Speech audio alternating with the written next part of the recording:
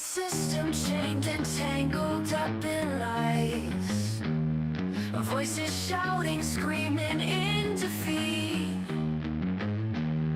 Politicians playing games under darkened skies. Hope lost in the dust of the street.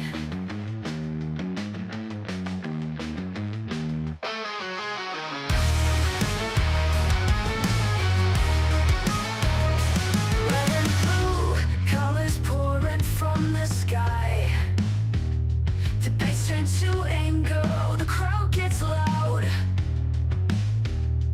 Punches flying in the blink of an eye. Truth buried deep beneath the shroud. Welcome to the bullpen, where the weak will survive. These broken dreams we defend, trying to keep alive.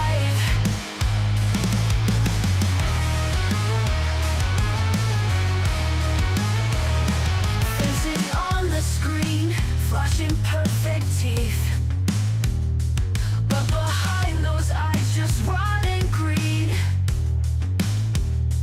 Politicians turn to whispers beneath. They all just get what they need. Whispering conspiracies, drowning in their lies. Echoes of freedom, lost in cries. Spin the wheel of fate, let's see who rise. But this game will bleed you dry. Welcome to the bullpen, where the weak will survive.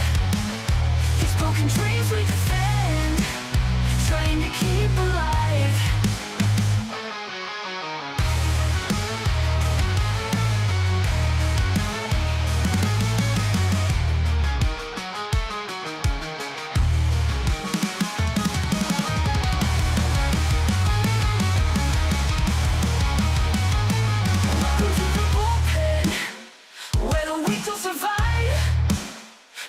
Dreams we defend, trying to keep alive.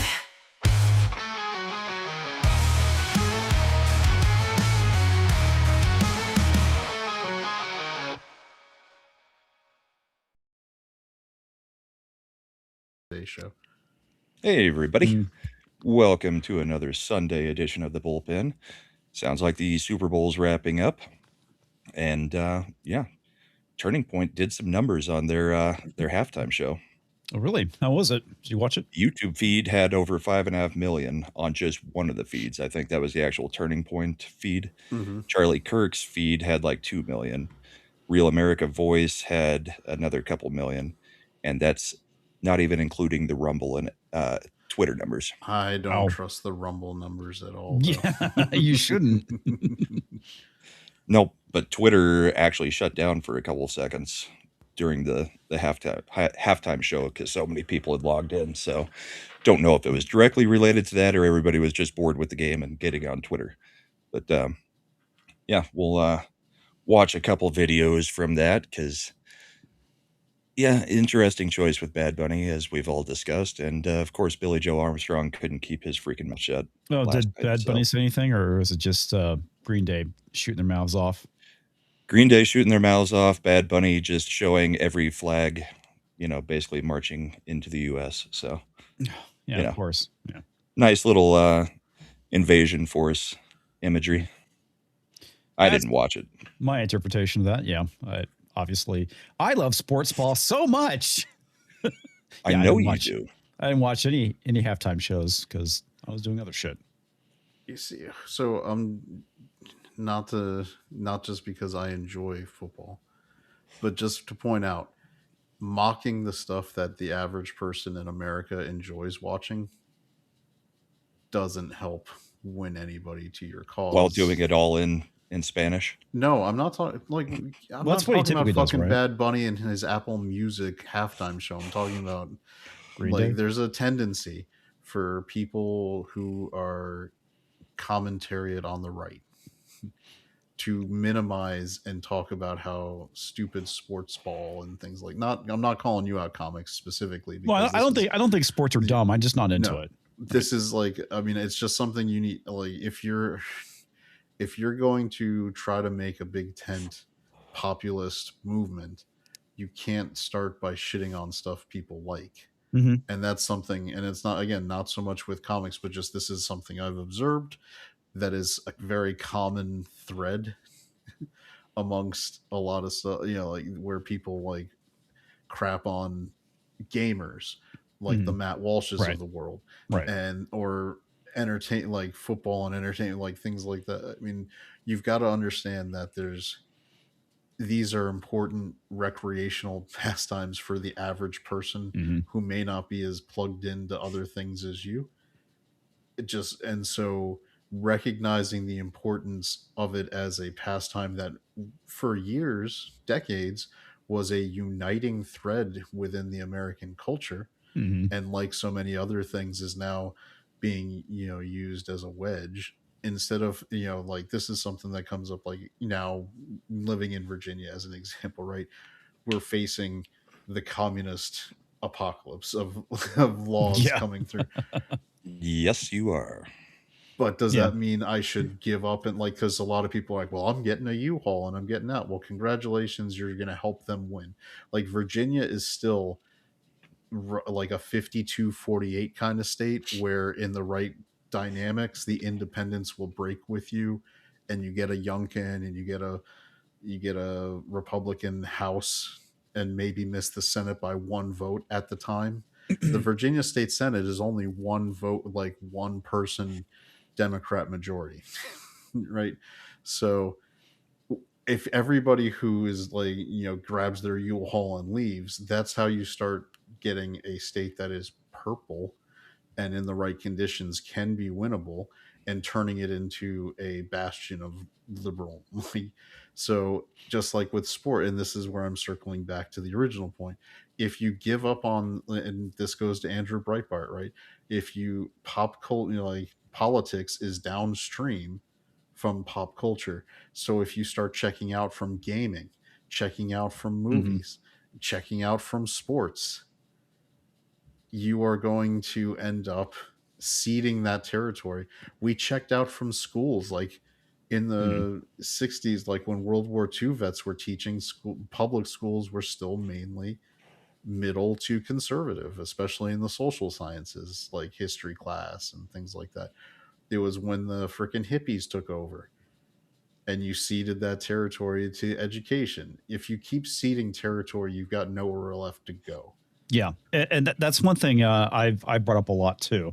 It's like just because I'm not into sports doesn't mean I don't value it culturally and think that's important, because recreation is very important to humans, right? Whether it's, you know, watching movies or playing sports. You know, there's certain sports I do actually enjoy playing, but you know, I'm just not a fan of watching it. But I recognize the importance, and that's the big thing. It's like if people are really into baseball, basketball, whatever, I'm totally cool with that. I think that's good. But you're right. That's the biggest issue that we're seeing right now, particularly on the right, is the abandonment of cultural institutions. And that's the reason why we're in this predicament that we're in now. Well, you have bad faith actors acting in spaces like Twitter and all that kind of stuff too on this from the left. Right. I mean, the whole thing with hockey, we had a few players who in the juniors were accused of something. It was adjudicated. They were acquitted.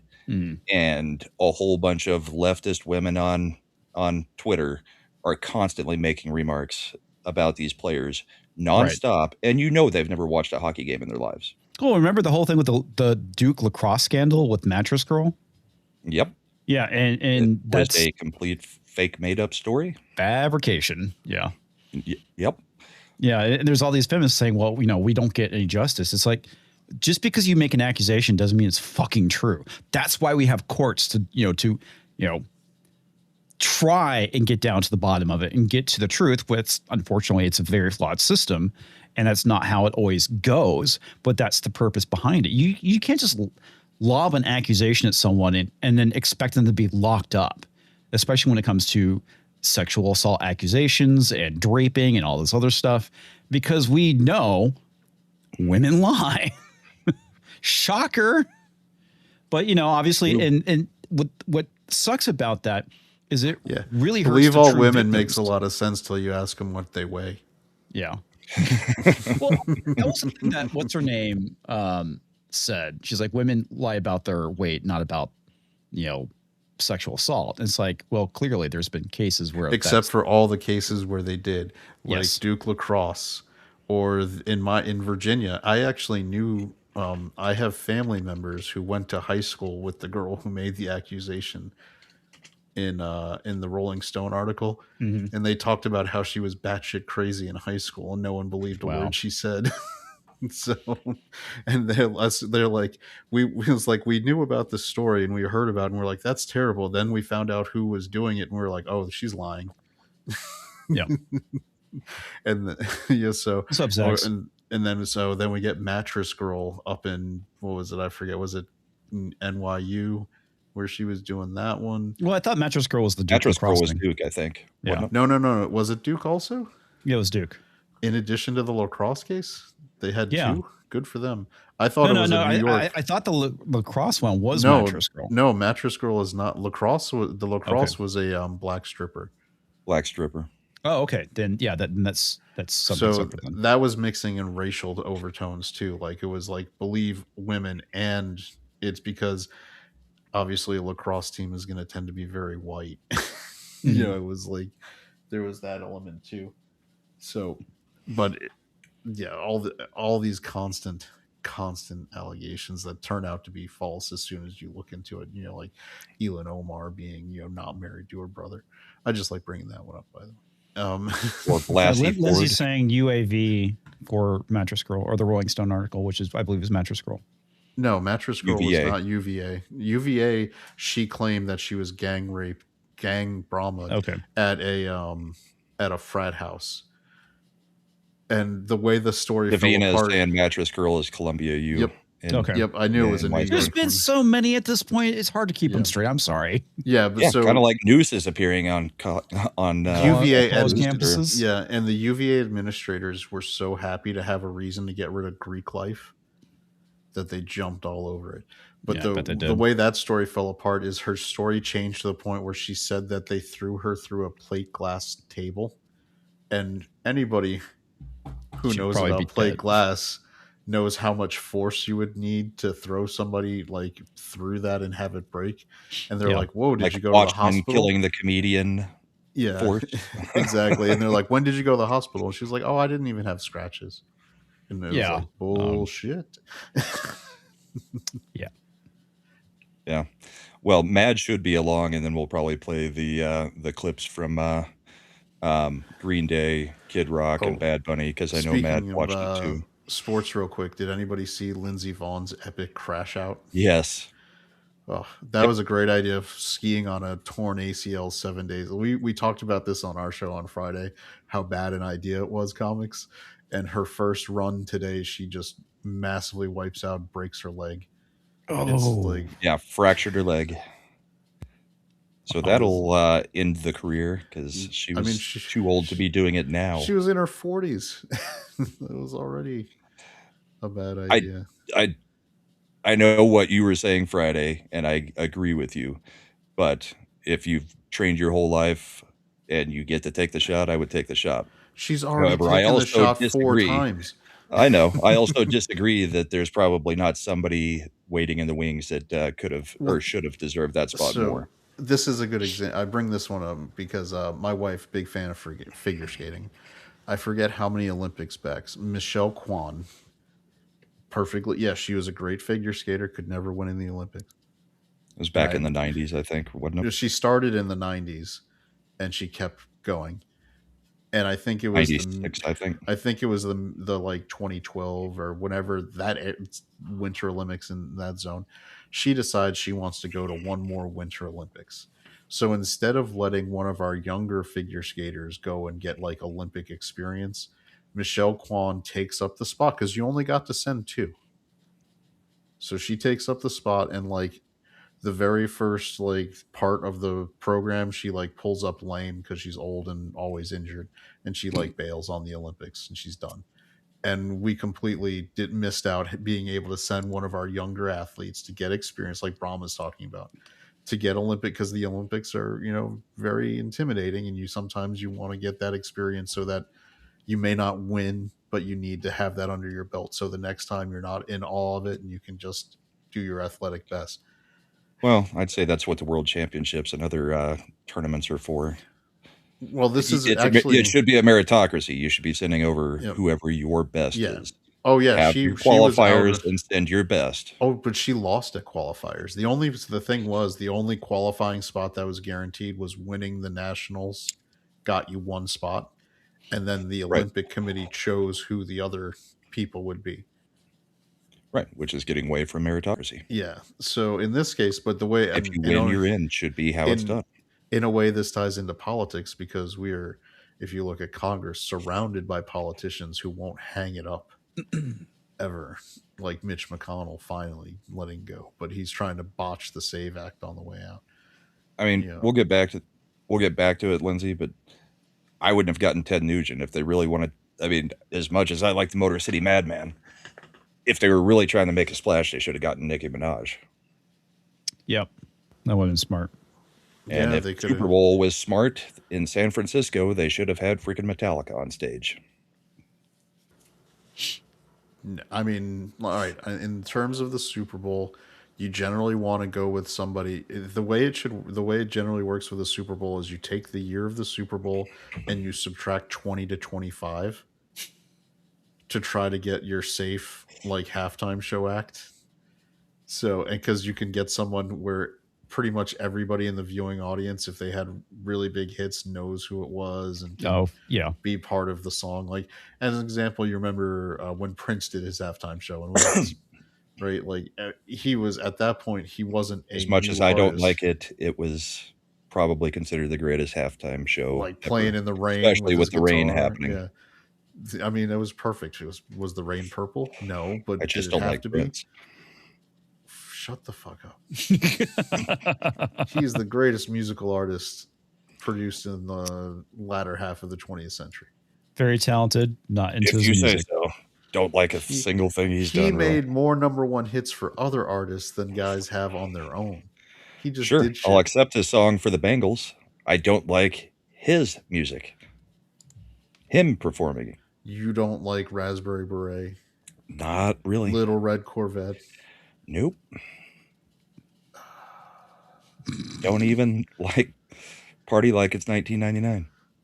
I graduated that year. Don't care for I graduated 2000, so yeah. But oh, you kids. Yeah. We don't often get called that anymore. Yeah. All right, so looking at that, using that as my frame of reference, that would have been top, like, 2006. So who would have been the top, like, and also English speaking? That would be helpful. That would be helpful. All right, that's singles. Yeah, Shakira is one of them, so she shouldn't be on this. So that would, we know what happened when Justin Timberlake got to play at the Super Bowl, so he's not going. Oh yeah, with Janet Jackson. Why hasn't has Rihanna done a halftime show? Don't know. Wouldn't care. Rihanna would have been a really good safe pick. I think we could. I think they should mix it up every now and then and not constantly have it be pop. You haven't had country music do anything in forever, and you haven't really had rock do anything in forever. Oh, yeah. And country music is still one of the. You could throw away rock because it's kind of gone by the wayside, but as far as like 25 to 30 years ago, that would still be in rock's window. But country music is one of the biggest styles of music in the country, and they'd never go to it. So I think you could swap it up every now and then. It's too white. That's why I would say. No, I don't think country's got. I'd be willing to bet more people playing in the NFL and watching the NFL know country artists than they did know Bad Bunny. You know that he's I don't like him. I think he was a terrible choice, but he is like the most streamed. They're trying to go international, and he is the biggest international act in the world. His stuff streams in numbers that are mind-boggling across the entire world. And that's what Roger Goodell's focus is. And that's why they made that choice. I don't agree with it because I think it's quintessential an American pastime, and they should do an American, artist for the, or at least America adjacent, somebody English speaking. Well, he is Puerto Rican, so technically American. Before we get ripped apart on that one, Yeah, but yes, No, that's would be not nice American. if he spoke He's English. Puerto Rican. He is from a territory, And I just lost my audio. He has a U.S. passport. That doesn't make him American. Puerto Rico is like, it's like saying Guam or American Samoa. Yeah, I think we should let. I don't know about U.S. territories getting automatic passports. That's something. All right, I'm trying. All right, so apparently for the first like decade of Super Bowls, it was just marching bands, which is hilarious to me. But that's what people were into back then. In 1983, it was the Los Angeles Super Drill Team. I wouldn't mind. What is the college one that does all the crazy stuff on the marching band? Is it Oregon? They did like the Superman thing and Jurassic Park, and everybody marches in and takes the shape of Superman flying across the field as they're playing. Yeah. I just remember that like one halftime show they had Indiana Jones. I don't remember what year that was. I mean, it wasn't like could be prior to my birth. It was recent. I mean, it was like a couple of years ago. It wasn't like Harrison Ford, but it was like they did like this Indiana Jones type sketch. I'll have to go Google that. Now people are going to think I'm just fucking making shit up. I don't remember. I could be making shit up. I don't know. I'm trying to look and see if Mariah Carey ever did a halftime show. I'm pretty sure she did, or at least was a cameo on somebody else's. All right, let's see. Aerosmith did it in 2001, so that's rock. U2 did it in 2002. And yes, Bungalow, I agree. The TPUSA show, while decent, was not that great. Holy shit, this was a while back. Rolling Stones in 2006, followed by Prince, which was great. Then Tom Petty. This was the immediately following Justin Timberlake phase, where like nobody who's anywhere near being hot. No so hip hop. Don't have to worry about. Yeah, no hip hop or rap in any way. The Who did it in 2010. I don't know if that would be allowed now. He looked at bad things on the computer. Okay, so apparently it was in the 90s. Who are you thinking of? Just in the last few years. I thought it was like recent. Confirmed. Comix has not watched the Super Bowl in 30 years.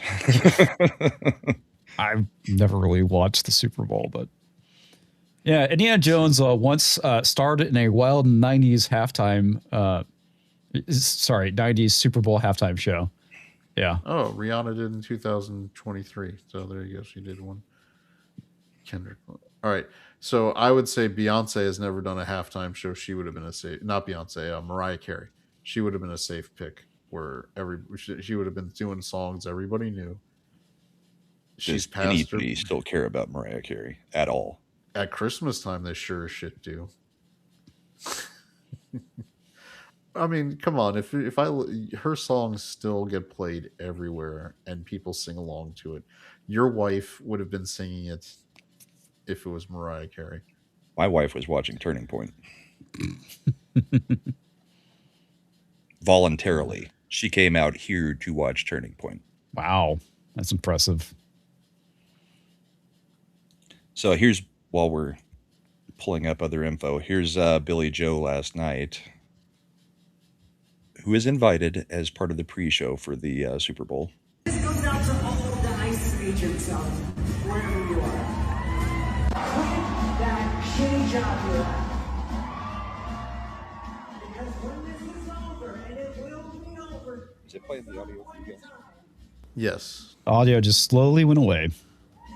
Christino, Stephen Miller, Jane Vance, Donald Trump, they're gonna drop you like a bad fucking habit. Come on this side of the line. I'm so sick of this idiot. Is that American Idiot? Yeah. Yes, that American Idiot.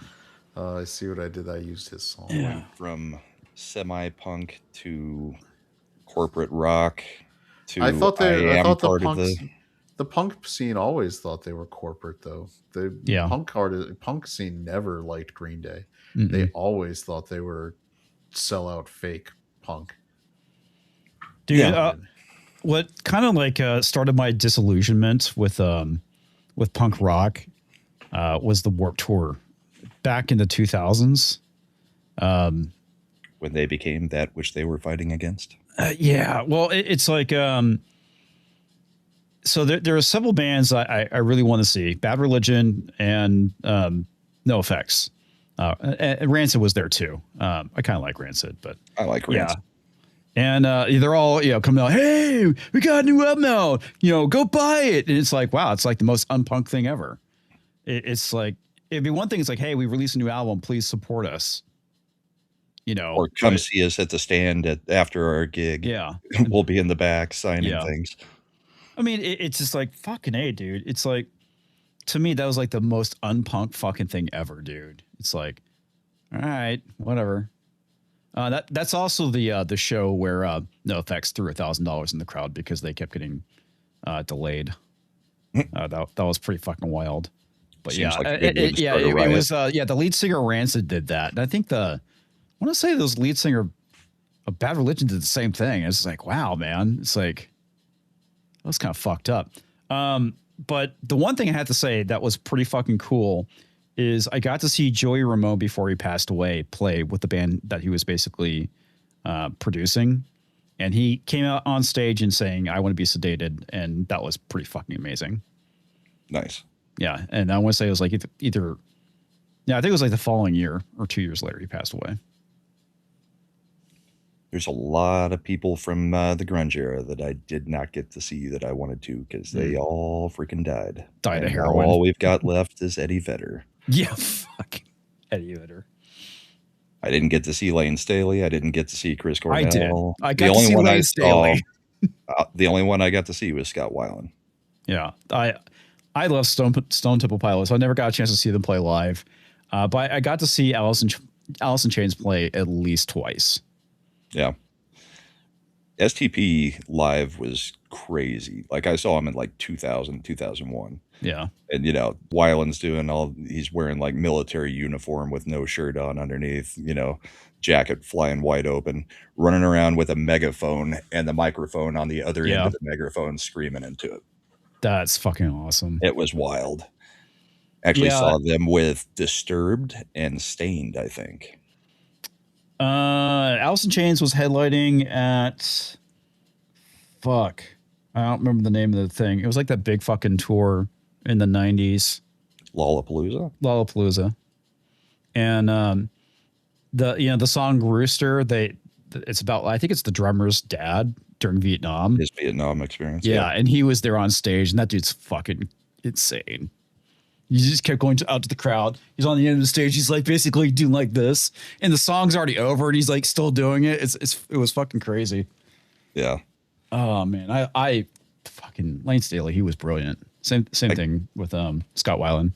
I get to go catch somebody from that era on March 6th. Local H is coming. Local H, remember really? them? Yeah, Bound for the Floor was the big hit. It's just one dude. Wow. And last time I saw him, he just has a touring drummer with him that's like 380 pounds.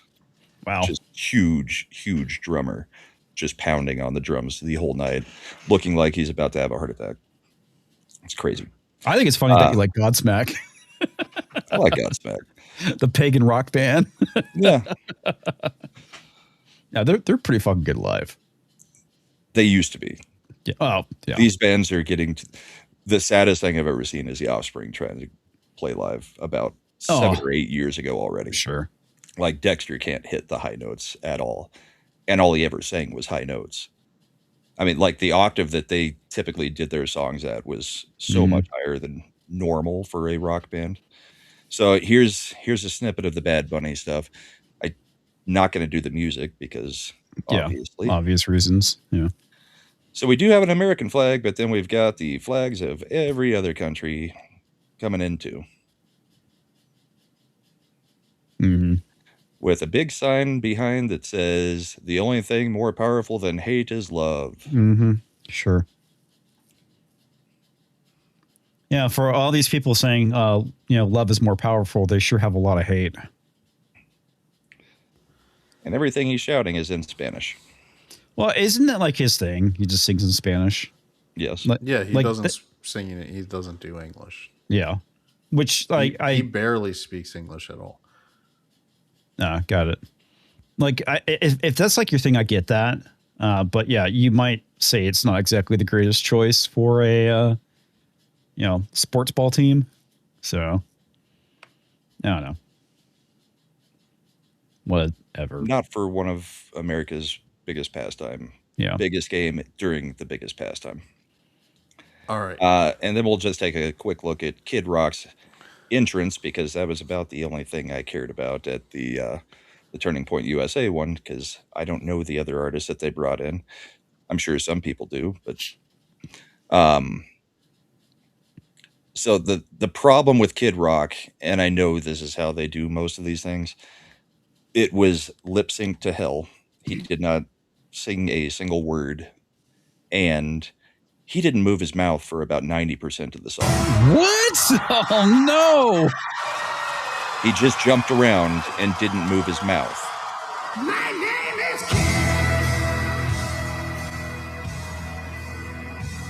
Keri. He's getting up there, too.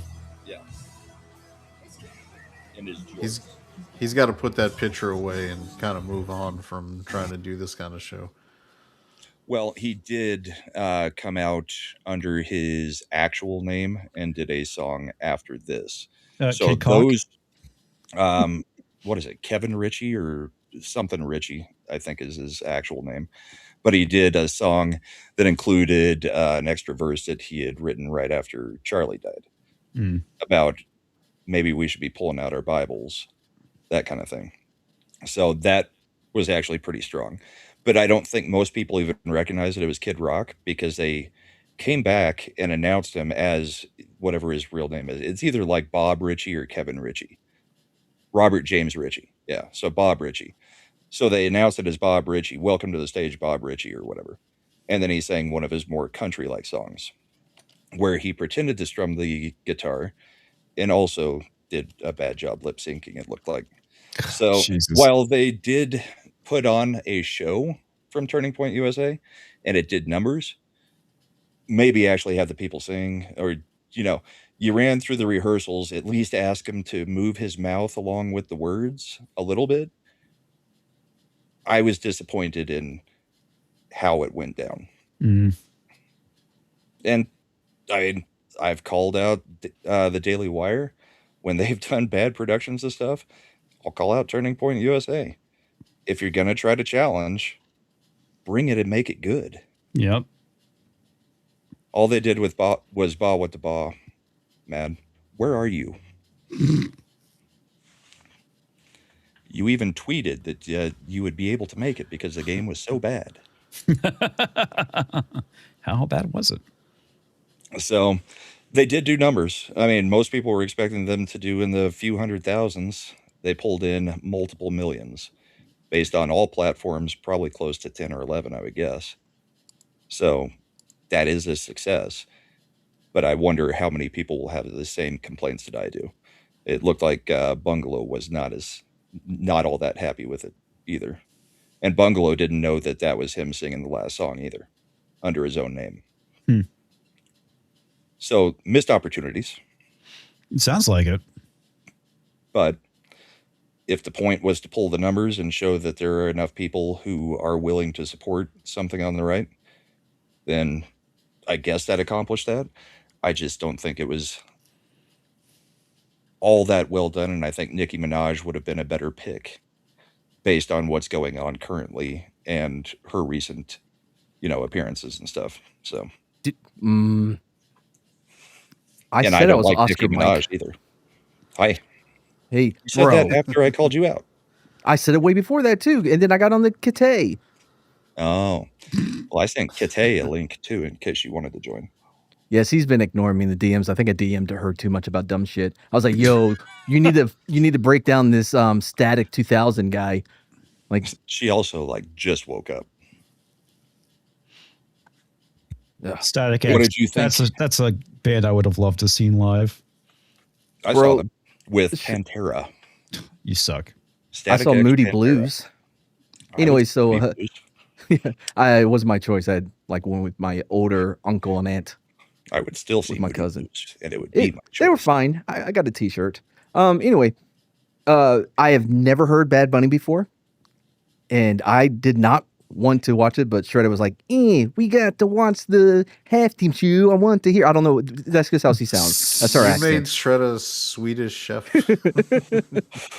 Gerber derber derber Bad Bunny. Oh, you have to send it to her on Discord, Brahma. Kate. On Discord instead of because he doesn't have access to her Twitter. Yeah. Anyway, so I'm watching it, and I know y'all saw Chad and Brahma saw my tweet, but I put out like every press conference you see, state, federal, doesn't matter. They always have the sign language person, right? Even though there's closed captioning. I don't know why they think people, who can only sign can't read. That's pretty, ableist of them. It's for that one person that's like way back in the back of the stands that they can't see. Right. Sign But language here's the biggest event of the year with just millions of dollars to spend. We can't get a dub. We can't get subtitles or closed captioning. Well, didn't they actually say that they were going to do a dub, not a dub, but subtitles for Bad Bunny? Didn't pop up on mine, bro. Didn't pop up on mine. I was on Peacock. I'm pretty sure that's why I thought they said that they weren't going to do it. Well, you've got 3 months to learn Spanish. Pretty sure that's when they decided they weren't going to.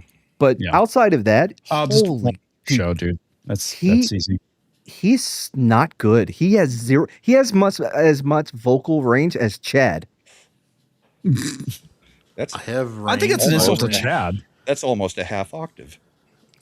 Did you not hear? Oh my! It's so bad. Do not put that on me, Ricky Bobby. I don't have a half anything. Speaking of Ricky Martin outshined him.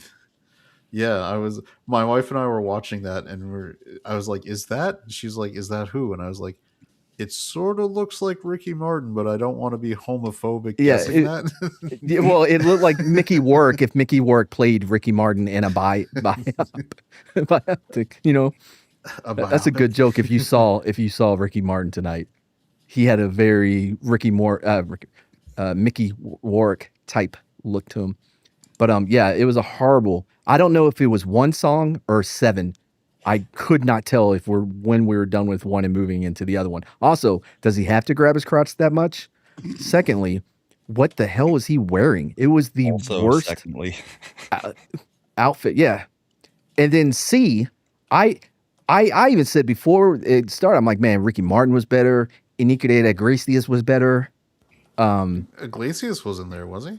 No. I was just before, like right when it started, I was like, man, Mark Anthony was better. You know what I mean? The dude that said, the Gasolina song, better. But yeah, wasn't impressed. Jessica Alba was there though. I know that Lady Gaga was there, and then I made the joke to my wife. I was like, I don't know how much it would take to book Lady Gaga to play your wedding, because that was the scene. She was like, but to get her to do it mariachi style would definitely be an upgrade charge. So they're paying extra on that one. And then she goes, wasn't that song with Bruno Mars? And I was like, she Shania Twain that shit and totally cut out the duet guy. Now it's her song, so they can all go there. Anyway, it was the game was entertaining as far as we just get this out of the way. But I like a good defensive like. Was it a good defense or a completely inept offense? Okay, the on one side, offensive line. yeah, that left side of the Pats offensive line. Oh my god, it was ridiculous. Horrible. They were treating him like a redheaded stepchild. They were just, and then they would just they kept sending corner blitzes, and these fucks on the left side, the blind side for those who watch pop culture references. We're letting the corner just completely come free and just watch him go right by, and you see them turn their head like, should I try to block? No, I shouldn't try to block, and they just crushed Drake May, who, by the way, was hearing footsteps anytime he had time to pass, and he was letting that thing go early. I thought that McDonald or whatever would turn back into the old him, like for when he played for the Sam Jets. Darnold. Yeah. I swear, in my in another group of sports balls enthusiasts that I'm in, I sent a meme after the game. It was like Minnesota fans right now, and it was like the counselor from South Park being like, "No, you can't, Eric. They're on suicide watch right now. Okay, they've given up on life because they gave up Sam Darnold, who went 14-3 with them, for JJ McCarthy." Okay, Davinia, they say this about every game, and it is so absurd to think about how many people would have to be involved. Think about it like this, right? You're a second string quarterback getting paid $3 million a year, and your starter's making $60 million a year. But if it's all predetermined and it's all scripted, I could act as well as him. Why am I not getting $60 million in a year instead of $3 million if it's all fake? You get what I'm saying? We'll see if Detroit says we're going to move, and the NFL is okay with it, and then they suddenly give Detroit a push to make their team more valuable right before they sell. How about this? The Cowboys is the most popular team in the NFL. The ratings will show it every year. Bullshit. No, I'm sorry. You want to look at the ratings? Their ratings are there because they get the primetime fucking games. Every team gets good ratings on primetime games. No, they have the highest numbers in primetime games. It's a fact. You can look it up. My point is, it's a mark. Can you let me finish my point? No, if you're trying to say the Cowboys are loved amount across the country, they are not. No, okay. They're the most spotlighted team, right? They are the most they are a marquee team. Now, why? I do occasionally watch the Chad, Cowboys can I finish? For them to Chad, lose. can I finish? The point is, Chad, can I finish? This is not the point. My point is, why would they wait? Why would it be 30 years before you have one of their top teams ever back in the Super Bowl? That makes no sense. If you're talking about ratings for the Super Bowl, why would you not want one of your most watched teams be in it? It makes zero sense. So the Cowboys not being in the Super Bowl is rigged in the sense that Jerry Jones is their GM. Yeah, that's not what we're talking about. As long as that a-hole is alive, they will not be in a Super Bowl. That's not necessary. But that is completely irrelevant to what I'm saying. I'm saying that the idea that they could rig or script the sport is absurd. Just on its face. The NBA is looking like they do it quite often. They're arresting people left and They're right point for doing shaving it nonstop. College football, they've had players kicked out. Sports gambling is going to destroy. That's not the same as the game being scripted by the NFL. Those are two entirely different things. Hey, Mad, what's a catch in the NFL? And how come New York changes their mind on reviews depending on the game? Des Bryant. I am specifically talking about the idea that the games are scripted. Not Makes the you wonder. WWE level. Well, shall we start politics? Go for it. Real quick, I do have one thing I want to bring up because it's politics though, because we're still working on our deal with Denmark, right? To get Greenland. We've got the framework of a deal. I think we need to add one more ask from Denmark to this deal. And I'm going to share because the Winter Olympics are going on. You talking about the female speed skater? Of course I am. Is it going to show her ass? Yeah, well, just briefly. She's right the off one the bat. who did it. Wow. Impressive. This picture-in-picture fucking thing on EV Mux is pissing me Yeah, off. I just caught that too. Freeze framed her ass. Yeah, it's not her ass. It was upper cheek. You can get over it. Now, by cheek, do you mean ass cheek? That has always been allowed. Thank you. It's crevice. It's cleavage of the ass that you. So is this the chick whose ass got shot on camera? Yeah, but she hit the wall and her pants split open. I'm pretty sure that we need to add her to the Greenland deal. Yeah, she's rather attractive. That's why you should have Lululemon. They're a higher quality. I have no idea. Lululemon isn't. Did you see they made the entrance jackets for Canada, and the Canadian team is like apoplectic because they look so stupid with these puffer maple leaf jackets that made them look like frittatas. Made them look like they look like they look like bugs, ladybugs. Just a whole swarm of ladybugs. The soccer team? No, the Canadian team looked like ladybugs during the March of Nations. Yeah, that was a deep cut, by the way. Yeah, I know. I'm not a fan of Ralph Lauren generally, with but Rodney Dangerfield. I will say that he does tend to usually make sure our athletes don't look fatotted. Wait, did you say Ralph Lauren? He does. They're the guys who do the official team outfits. I always pronounce it Ralph Lauren. But I'm from East Texas though, so make it be one of those things. Oh yeah, I got a polo shirt, that Ralph Lauren. Got some jeans. Shit, I got some flip flops. Did you ever get some Nautica? How did you pronounce? Oh hell yeah, I had Nautica, bro. I had Nautica. Come on, man. Tommy Hilfiger was like the biggest. Did you have a yellow Nautica jacket? I didn't. No, I didn't have. You know which one I'm talking about. I know exactly which one you're talking about. Everybody knows that one. Oh, did you ever wear CK1? What about Cool Water?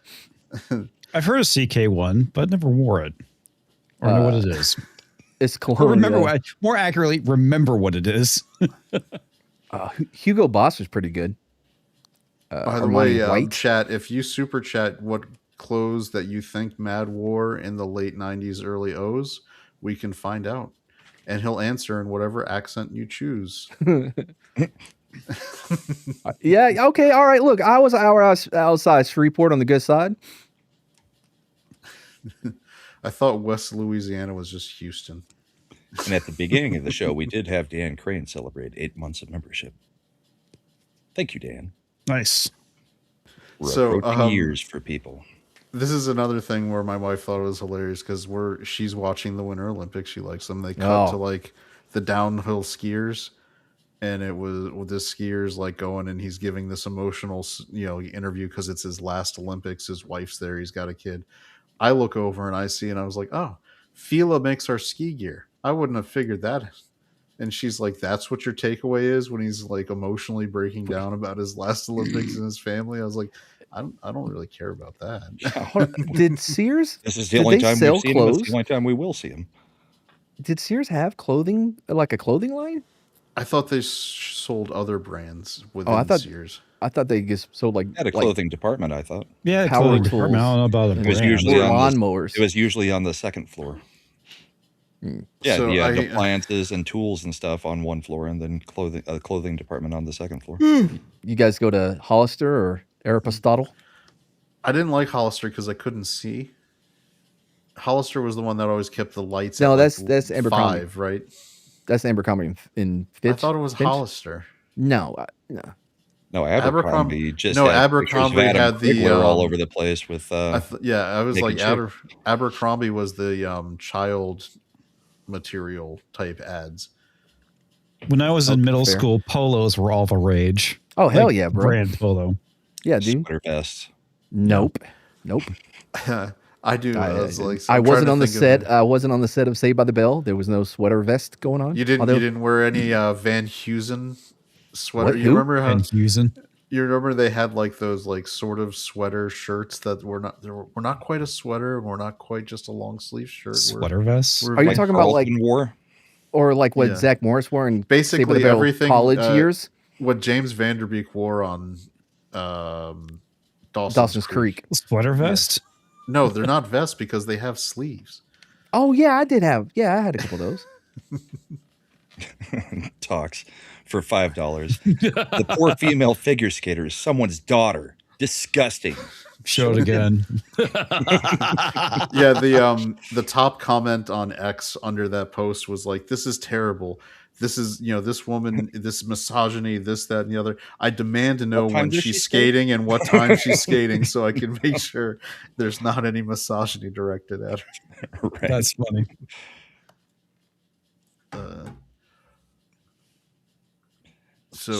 By the way, I even had some Dadas, by the way, for my street cred.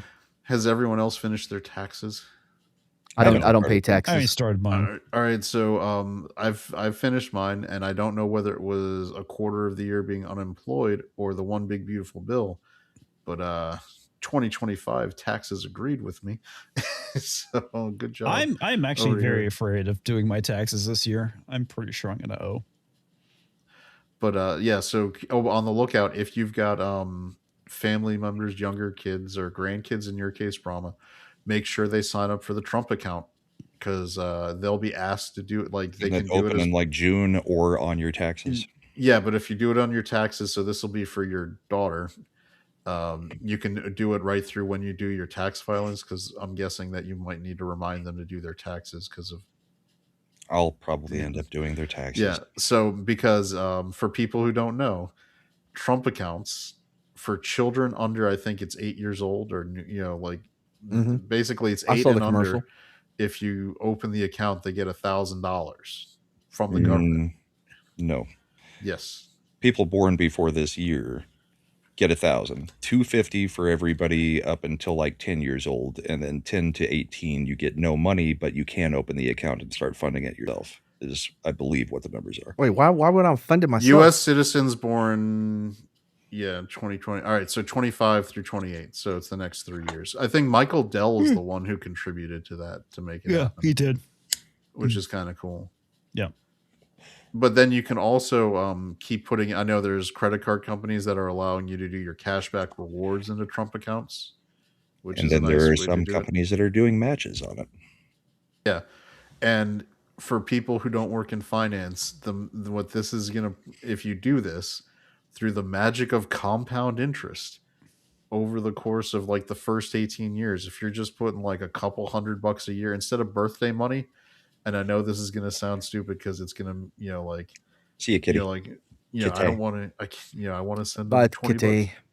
Like, send them $20 to their Trump account, man. By the time they're 18, if the investment over the time is like only a few $1,000s, that could end up being worth like $7,000 to $10,000 at a minimum over time with compound interest and just investing in like even if you just hit it to invest in the S&P average fund.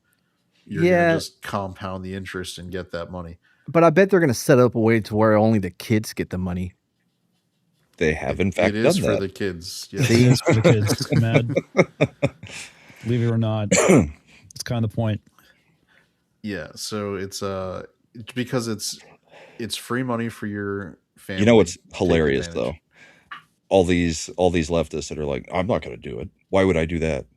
I'm not going to partake in any of these stupid Trump ideals.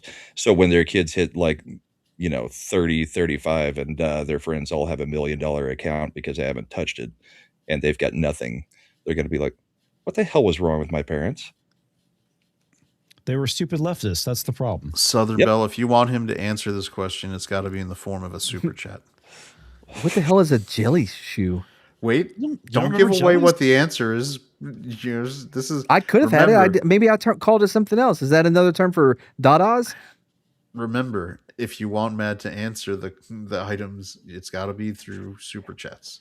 Yeah, or member chats. I'm old enough to remember the sandals called titties. So, what? My sister almost drowned in my grandparents' pool one time, and we finally got her out. And the only thing that was left in the pool was her 2 jellies just sitting on the bottom of the pool. But she just walked directly into the pool with nobody around. That was a bad idea. It was crazy. Yeah. Yep. Well, my daughter did the same thing. We went and visited my parents when she was like maybe 2 years old, and the pool cover was on. So we're just, this was the first time we had been to my parents' new house. So they were just showing us around. We go out to the backyard. She goes over to the edge of the pool and is like, pokes at the cover and then just walks in. It's like no survivability skills at all. I had just gotten a brand new BlackBerry. Don't have them. I had just gotten a brand new BlackBerry and it went for a dip with me while I went in to get her. I miss Blackberries because they had the physical keyboard. Yeah, well, I had the one that had the click or whatever. Remember that one? I had the one with the rollerball, the full screen, and the full keyboard. Well, I think they always. I had the one that clicked. It was a digital keyboard, but when you press the screen, it would actually click, like it would press haptic. down. It had haptic feedback. Yeah. It was what was Boosh that one just called? re-upped his membership. Thank you, Boosh. By the way, Blackberry was a pretty good movie. It was about the hubris of and leading to your downfall. Yeah, John Blackberry or whatever his name was. I forgot the guy's name. His name was Blackberry, right? Yeah, right. Rim Technologies. I know that people aren't in necessarily to international politics per se, but we should touch on how in Japan they absolutely like fucking destroyed that election. Like 322 seats or something. They like have that. no. Or was that the Argentina one? No, this one is 350 out of like 400. Wait, Right. what happened? All right, Japan just slaughtered the left. So in the elections. Abe's protege, the punk rock drummer girl who became the prime minister, she called for snap elections because she got tired. Like she became prime minister and they were the leading party, but they had a coalition government where they had to work with some minor parties to try to get things moving. Specifically, she was being frustrated on immigration policy reforms where she wanted to get the foreigners out and some of these other things. And so she played a gamble, which is she called for snap elections. She dissolved her own government and called for a snap election within like 4 weeks to vote and to get on the premise that based on her popularity, they would get a larger ruling party. But this is unprecedented in Japanese politics, even going back to post World War II, like right after when the US was running and letting them do stuff. So they have such a high majority, they can actually now on a party line vote amend the Constitution. And so all sorts of shit is on the table, like actually converting the Japanese self-defense force into an official military and changing the rules where they're not allowed by Constitution to engage in offensive operations. Wow.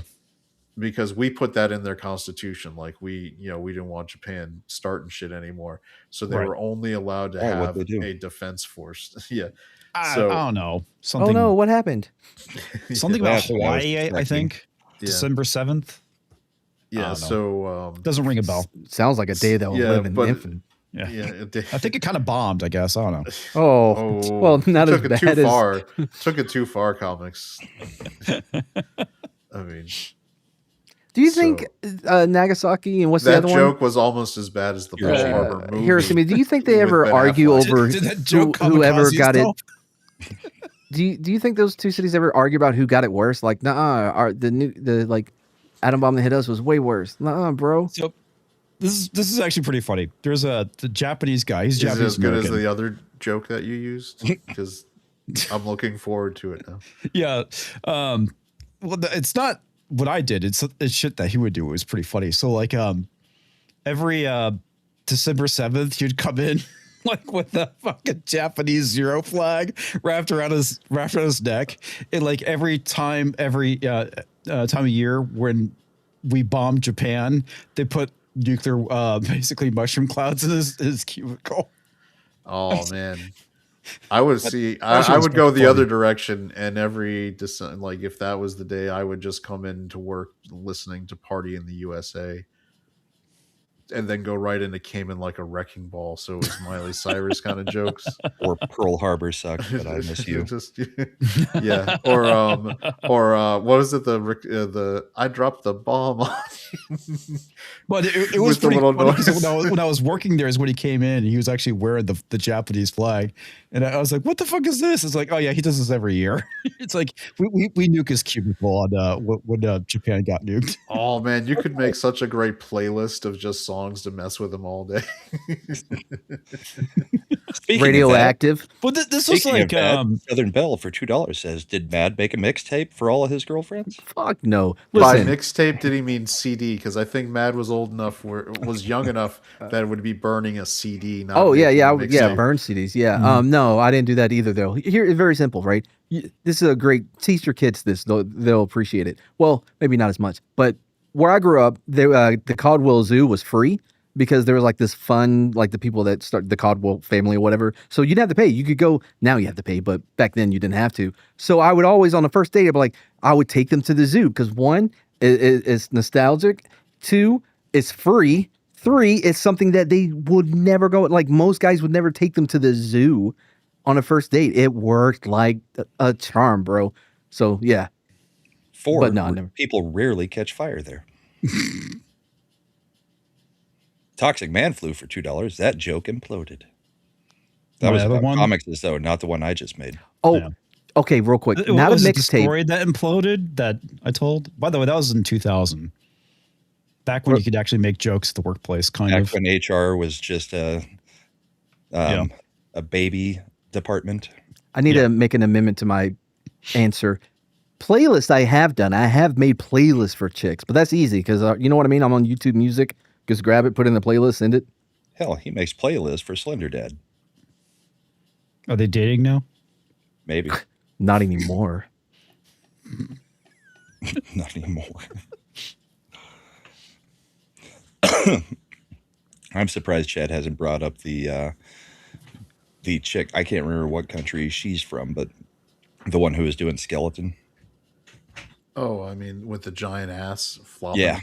If you were going to bring up the speed skater, I'm surprised you didn't have that one already marked and ready to go. I think she's Canadian, so we're not working an active trade. Like Denmark, we've got a deal in the works where she could be like, she's the player to be named later in the deal. It's like, we're going to get Greenland. We'll get this with Alberta. And we're going to get 2 players to be named later. And one is this is speed skater. And so for, I don't know, like if she's from Alberta, we can just get it anyway. We don't even need to make the deal. We'll let them vote to get out. Yeah. Then we can make territory, not a state. I think if we've learned anything about women voting, we if we're going to add new countries or whatever to like we shouldn't let them vote. I think we had to, you know what I mean? The less people voting, the better the country. Yeah, we're on record as saying taxpayers are the only ones who should vote. So technically, Mad doesn't get the vote. And veterans, I guess because of his military service, we might. There you go. Yeah, you might let me. Might. Might.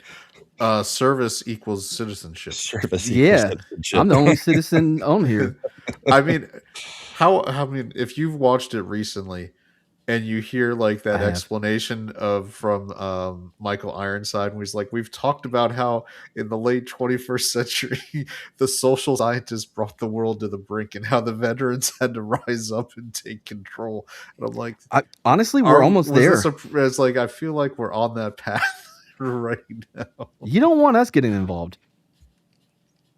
No, because that's what service will equal citizenship. Because Mad only does night missions. Mm-hmm. That's why everybody Don't else make me get out my car. Is that why they call him the backdoor man? No, I got that way before I was in the military. That was a different adventure. That was just watching movies with his buddies in the barracks.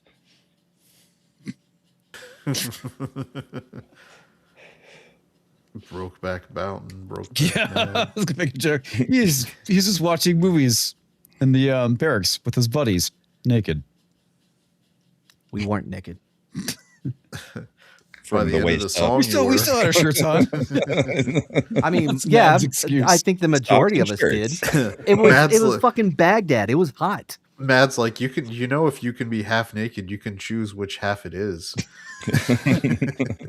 I don't think you guys participating in bottomless parties. I don't think you guys understand how hot Baghdad is. It's perfectly fine if you're going to go Winnie the Pooh. If you're going to Winnie the Pooh it, it's hot, bro. Winnie the Pooh it? What the fuck, dude? Yeah, I guess the t-shirt. Only. Just a t-shirt. You know, like divorcees. So Elijah Schaefery. How divorcees like to bang. Speaking of Eliza Schaefer and Mad. Mad, did you see the Elijah Schaefer meltdown? Oh God, man! No! I bet I hope Keri he's okay. was enjoying that becoming public. I just hope that he gets his car back. That was the most important thing. He got the car back. By the way, it was for the longtime viewers of Bullpen. That was a hilarious moment in Bullpen history when we're talking around it, and Keri's like, "Oh, Elijah Schaefer, yeah." That was like what, a month and a half, 2 months ago. We Yeah. were tiptoeing, and then Keri's like, "Oh, you guys are talking about Elijah Schaefer." We're like, all right. And then, sure enough, 2 months later, everything's coming out. I mean, the absolute fucking balls on the guy to go out there and be like, "My wife and child are missing. My wife and children are missing. I don't know where they are. I think the They may have been FBI is going to kidnapped try." by the FBI. Yeah, and it was like, "Oh yeah." There's also the fact that she filed for divorce against me, Well, and I filed against her. The best part was his picture. Good news, I got my car back with double thumbs up. Why his kids and wife are still missing, according to him. According to him, God. Yeah. He's so my guy. What the hell? Oh, and then you start to wonder where the money that funds Elijah Schaefer stuff was, and then you find out that he was. Bro, I'm almost fucked up. Okay. Do you know what I'm talking about? Yes. Speaking of, yeah. Oh, we're talking about no secrets. Got it. So here's kind of the breakdown of what's happened. As of February 2026, this month, he's been involved in a highly public personal scandal involving his divorce and allegations of infidelity. Now, if you were Schaefer filed for divorce from his wife on January 22nd, 2026.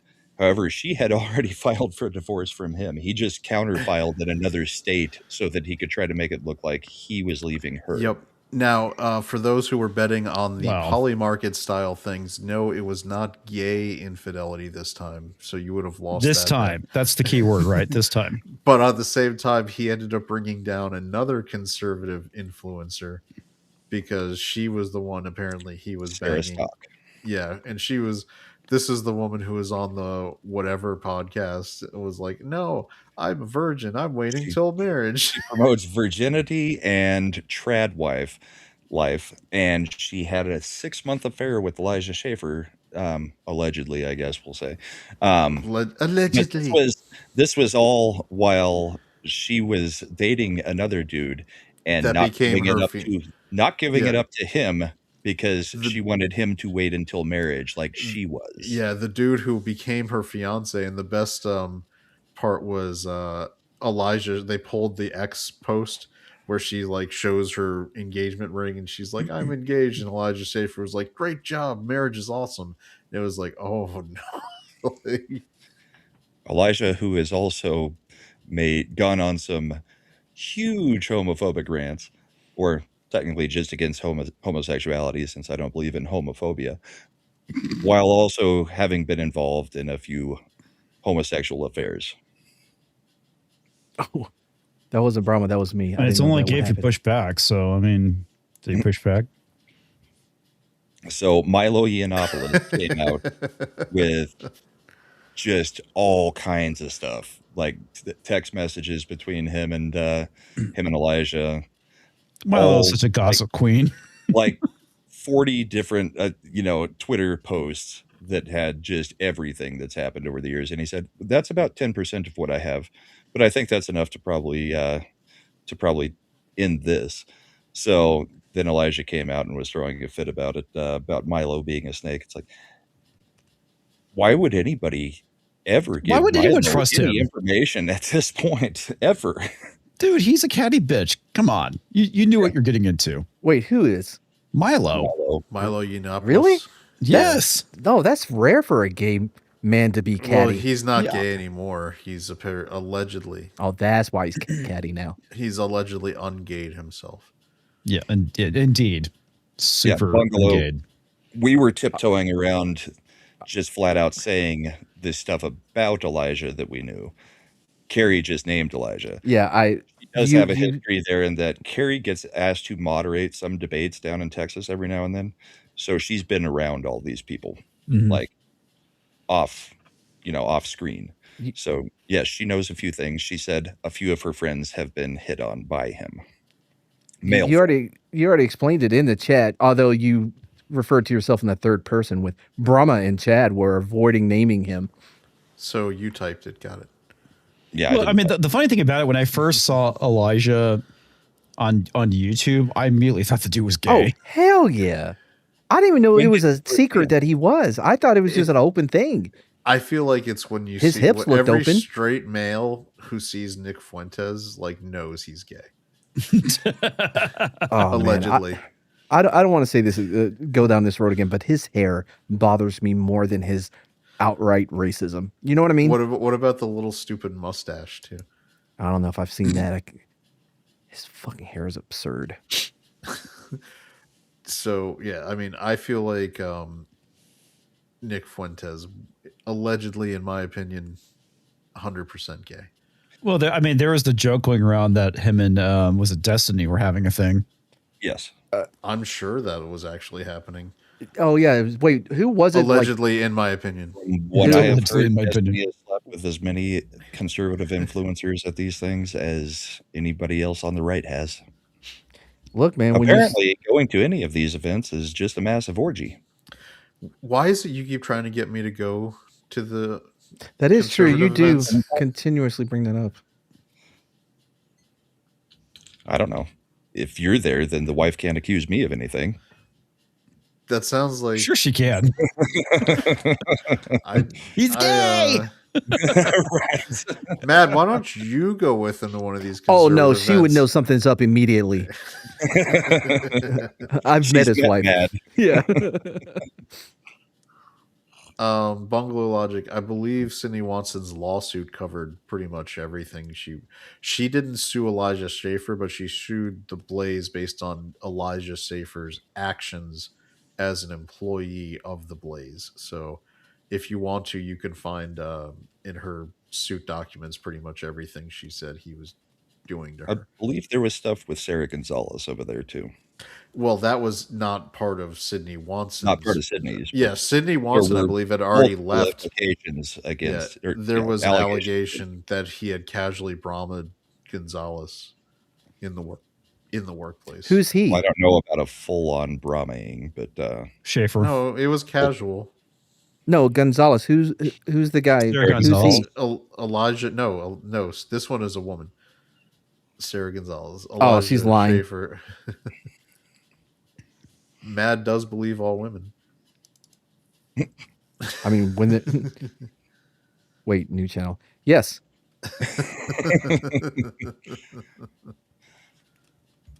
So yeah, we've got that going on amongst the conservative influencer sphere right now, which I think has been hilarious because basically the Groyper division has a whole bunch of crap just coming out. Well, that word. Elijah's become a full-on Groyper in the past few years. It's been, I don't even know if I know what it means. Milo was trying to circle back to how Benny Johnson was. He was trying to claim. By the way, Elijah Schaefer grew up going to church with Benny Johnson. What the fuck is Benny Johnson? Trying to implicate Benny in it because Milo's made multiple implications about Benny as well. So, I mean, were they true? I gotta say, how's he batting at this point? That one is still just rumor as far as I know. Can someone give me the TLDR of like what a grouper? What is it? Groyper Nick Fuentes' people. Fuentes' guys or followers. And they're just alt-right. You know all the stuff that Yee had to apologize for saying? Yeah. I know that's his whole pretty much, thing. Yeah, So that's just what he calls his people. Like, yes, that's no. I would unsubscribe. You're not calling. I'm not going to be called that. You know what I mean? Like, that's just a weird name. 105.3. Who came up with it? Was that I don't know. Fuentes or his people? I guess that's what he calls his fans or whatever. It's the Groyper Army. He even gave them ranks, or they gave themselves ranks. How long until they're having a name serialized to get punched in the arm? Or they start marching. They named 12 cereals while getting punched in the arm. Mad. It's how many was? I don't remember. Was just was there supposed to be something? Yeah, in your email. There's like nothing. I sent you a video. There's nothing attached. There's nothing. Oh, did I not attach it? That makes sense. There's nothing. It's like anyway. It's the thought that counts. It is. I appreciate it. It's almost Valentine's Day. Oh, it is next Saturday. Yeah, next Saturday. Milo isn't a groiper, but Milo's a catty bitch. Kind of like we're being tonight. Yes, we are. I mean, there's nothing in the news. I don't mind a lot. It's no different than calling out Candace Owens. No, it's not. By the way, what happened? My favorite video of the week on your side. Did you see the the massive montage of her saying architecture wrong? Yeah, we've played it on the show. I don't know, but there was a new one that was even longer. I guess they found her going back doing it forever. For years and years and years. Yeah, architecture. Well, to be fair, I have zero ground to stand on if we're going to be talking about pronunciations and shit. Yeah. Although I do have the brain injury excuse, but still. I mean, I get shit wrong all the time, but you know, I try and correct myself when it comes to being retarded. So sometimes what's the guy who teaches in a church or preaches in a church? You know, you're just being mean for no reason. Trying to set me up. We gonna go to a pastor party? We could. Why does that scream gay for some reason? A pastor party? Because Mad can't say pasture. Pastor. I just said it. Because there's a pasture. Oh, if it's a pasture party, he's fucking sheep. Okay. What? I was in East Texas. There's cows. We don't have sheep. By the way, can I tell you about how much absolute trust in my bro that I have that he sent me just a file and an email? I'm like, let me click it right open. I'm not even checking it. That's how it works. That's what you do. I run everything Comix sends me through every antivirus that I can. As you should. Okay. That's just a smart policy because you never know if somebody's email got hacked. So that's the Elijah Schaffer stuff, I guess. I don't know that there's anything else to cover. I mean, we could bring up the tweets, but it's kind of funny. It's like, okay, sexually harassing women and getting fucked by dudes. It's like, what the fuck, dude? I don't know whether they ever doesn't make any sense. Yeah. The other allegation is getting pegged by prostitutes nonstop. Yeah, that too. I remember you mentioning that. Yeah. Fun stuff. Oh, yeah. I mean, this is a proud tradition on the right where we have the people who come out and morally grandstand and are doing, sometimes they have wide stances in a bathroom. Yeah, homosexuality is bad. Meanwhile, they're getting fucked in the ass. Wait, dude. Which is why my vices are on full display all the time. It's like, I don't pretend. I mean, obviously it's a very Christian mindset to acknowledge that you are an imperfect sinner. And never going to do it. Yeah. Whoa, you're not? Nope. Not going to catch me. That's how they get you. You're like Tom Cruise running in a movie. Yeah. You won't I know catch my me, rights. Gay thoughts. I know where's my public angel? I get one of those. I can't afford one. No, but we have I think we should, I don't know. I just think it's important to call out those on the right when I agree. Absolutely. 100%. Especially the fringe members that I really don't want to be part of the right anyway. So I do Schaefer's been off his rocker for a while, and so is Candace Owens. So I have no problem calling them out on their crap. I think there's the problem the conservatives have isn't that when you call out like these random fringe people on the right and try to, like deal with that, is that there is such a tendency to try to, get the head pats for being a good boy or girl from the from the traditional media, that you have the conservative and right-wing politicians calling out anybody who like Trump is. The thing is, this is so far below the traditional media that nobody even, actual Republicans anywhere know who any of these people really are. I know, but this is the example of, this is crap. Yeah, this is completely acceptable calling out, but then you don't need to try to like call out people who are on your team doing good work for just like, as an example, like unless you're Susan Collins and you're our only shot at winning a seat in a Senate seat in Maine, you don't get to just call out all the stupid stuff. Like, I should, like, no, name on the front of the jersey is more important than name on the back. You gotta, there's that hockey mentality. Yeah. Now, the Elijah Schaefers, the Candace Owens, the ones who seem to glow in the dark, like Nick Fuentes, who can be at January 6th with a bullhorn yelling at people to go into the Congress in building, and somehow he goes to, like, the FBI allegedly looks into him and lets him go. There's only 2 people on camera telling people to go into the Capitol building who didn't get anything done to him. One was Epps and the other was Fuentes. That's interesting. Yep. So if you want my real opinion, has he ever addressed it? I think he talks his way into it. Yeah. He jokes about, like, being fed up, and then that he's the most powerful and our Groiper army will take over. So he's trying to lampshade it? Yep. That's what he does with everything. Yeah. You call him a racist, he says, yep. I wouldn't be surprised if he's under the same corporate sponsorship as the Patriot Front with their... Somebody needs to just look at who's ordering those matching merch. Like, it's coming from It's pretty simple. You just find out whoever the lowest bidder was for that government contract. I'm serious. Like, somewhere in Cintas, which is probably, pressing all their, work laundered stuff, they have an account. Just and some enterprising, reporter, maybe even James O'Keefe should do it this way. Just look into the merch. Somebody's making that merch, and at that volume of merch, it has to be bought in bulk. Yeah, somebody's paying. And it's the same way if you've ever seen Casino. One of the ways they actually brought down that whole mob network was some fat ass keeping a log of his travel expenses, where he was running the money from Vegas to Kansas City.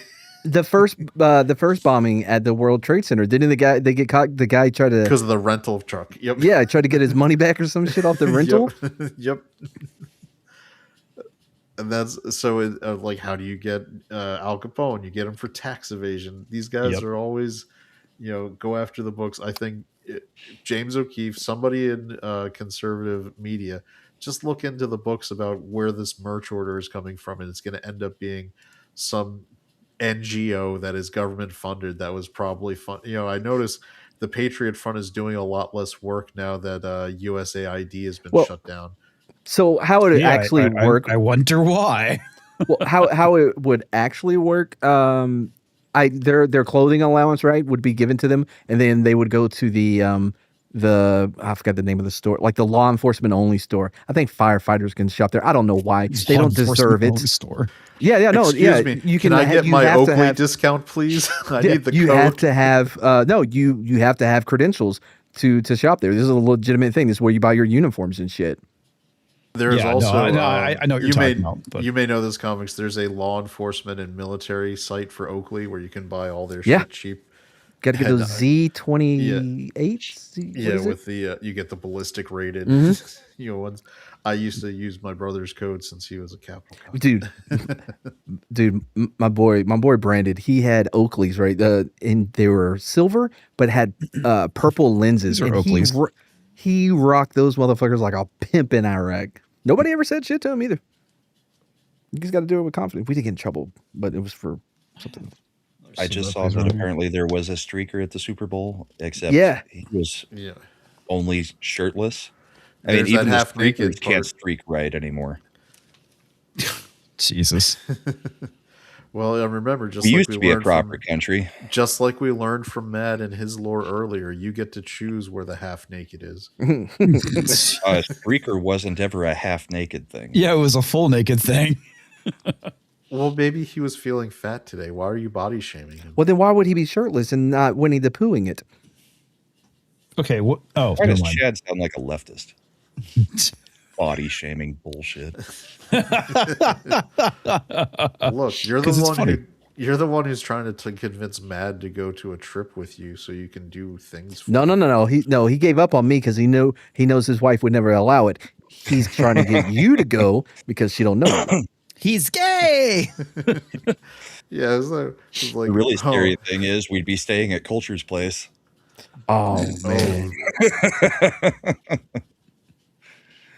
Is this a Culture's cabin in the woods? Likely. I hope you like Culture's casual Brahma cabin.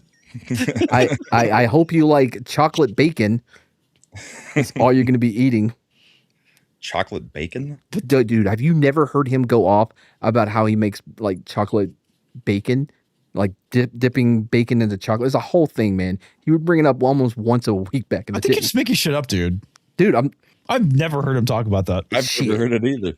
Must have been back when you were doing Wednesday's Street Smarts. Yeah, I was doing Street Smarts. I think you're saying back in the day when he was doing lines of coke. With his college roommate? Yes. Hey, I'm gonna have to let me hit him up because I know this is a real thing.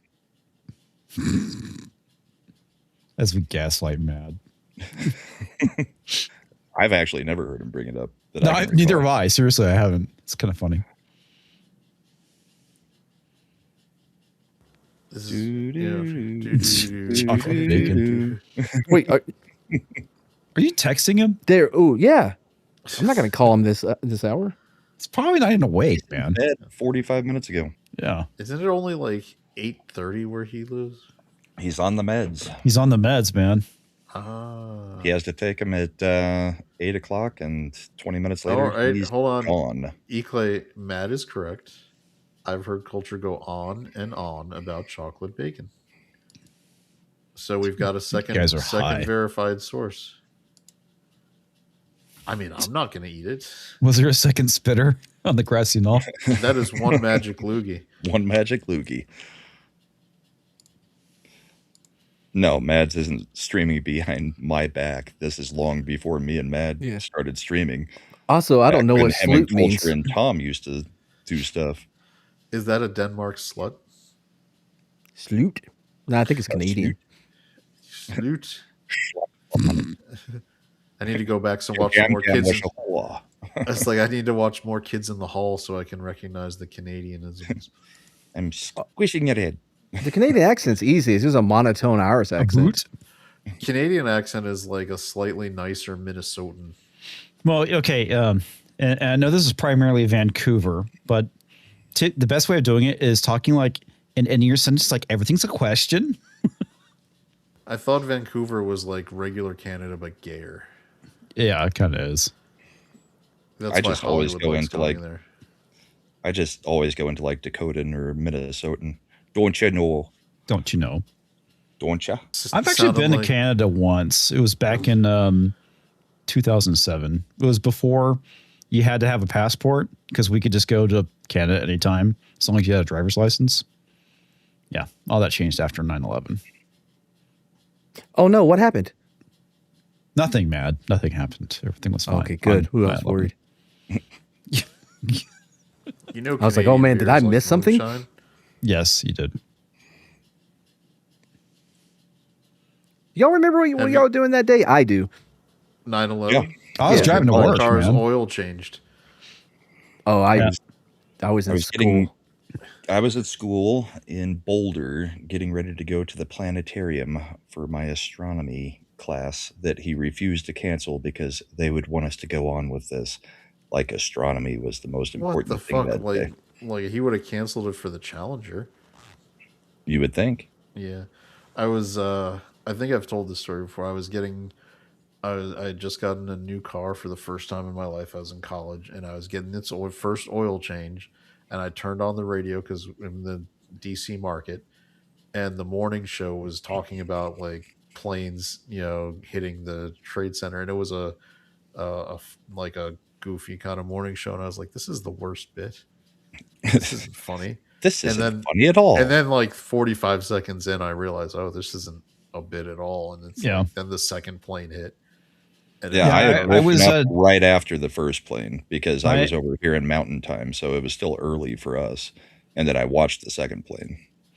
I was driving to work, and there at first, it was the first plane that hit, and they're like initially thinking it was an accident because I used to listen to a lot of conservative talk radio back in the day, and I was thinking it's like, dude, there's no way it's an accident. And then that's when the second plane hit. It's like, yep, not an accident. This is intentional. Now, what was interesting? Oh, I was going to say in the DC area, this is also right at when the Pentagon got hit. They did the emergency system where they actually took all the cell phones down, like all the civilian cell phone signals were shut off. And it wasn't like because they were overwhelmed on the grid. It was because they shut down communication. No, so that if there were bad actors in the zone, they couldn't use it for communications. But if they were using planes, it seems like you would want the people on the plane to be able to give you a warning, like Flight 85. Yeah. Yeah, it was nuts because I remember like the news websites were just like fucking down. Like you could not go to CNN. Like it just was like, you know, getting massively overwhelmed that their servers kept crashing. And eventually they put up like a single web page with like an update on what was going on. It was fucking insane. Yeah, it was like the internet wasn't working. It was just get your news from TV or radio at that point. Because eventually we end up getting released to go back home. And, you know, my wife was home. She was, you know, we weren't married yet. But she was home. We're watching. She's like crying, and we're just like glued to the TV, and you know what the hell is going on, and it's crazy. And then New York forgot. Yep. Yeah, Mom Donnie. How's that going? Yeah. Oh, look at that! A Wild Culture Casino has appeared in the chat. Culture, do you like bacon with chocolate? Mad kept saying something about it. We think he's high or something. Mad is the one who accepted this question. But by the way, I 9/11. I had just got done placing third in the grass judging competition I was in, and then they released us, and I went home and I took a nap. But I do remember it. Grass judging competition? Yeah, it's a real thing in ag. Oh, okay. Well, okay. Culture, then. if you're staying up, I'll send you the link if you want. If you can't, no big deal. Oh, I sent that link. We're not really doing the show as usual. We're just kind of talking tonight. Yeah, we're already at grass judging. Yeah, I'm kind of curious about the Mom Donnie thing. I saw the clip. I've got the clip. We can play it. Yeah. I'm kind of curious what everyone's thoughts are on this. I was like, I think people might be blowing things out of proportion a bit. What happened? Oh, just haven't played the clip. We can talk about it.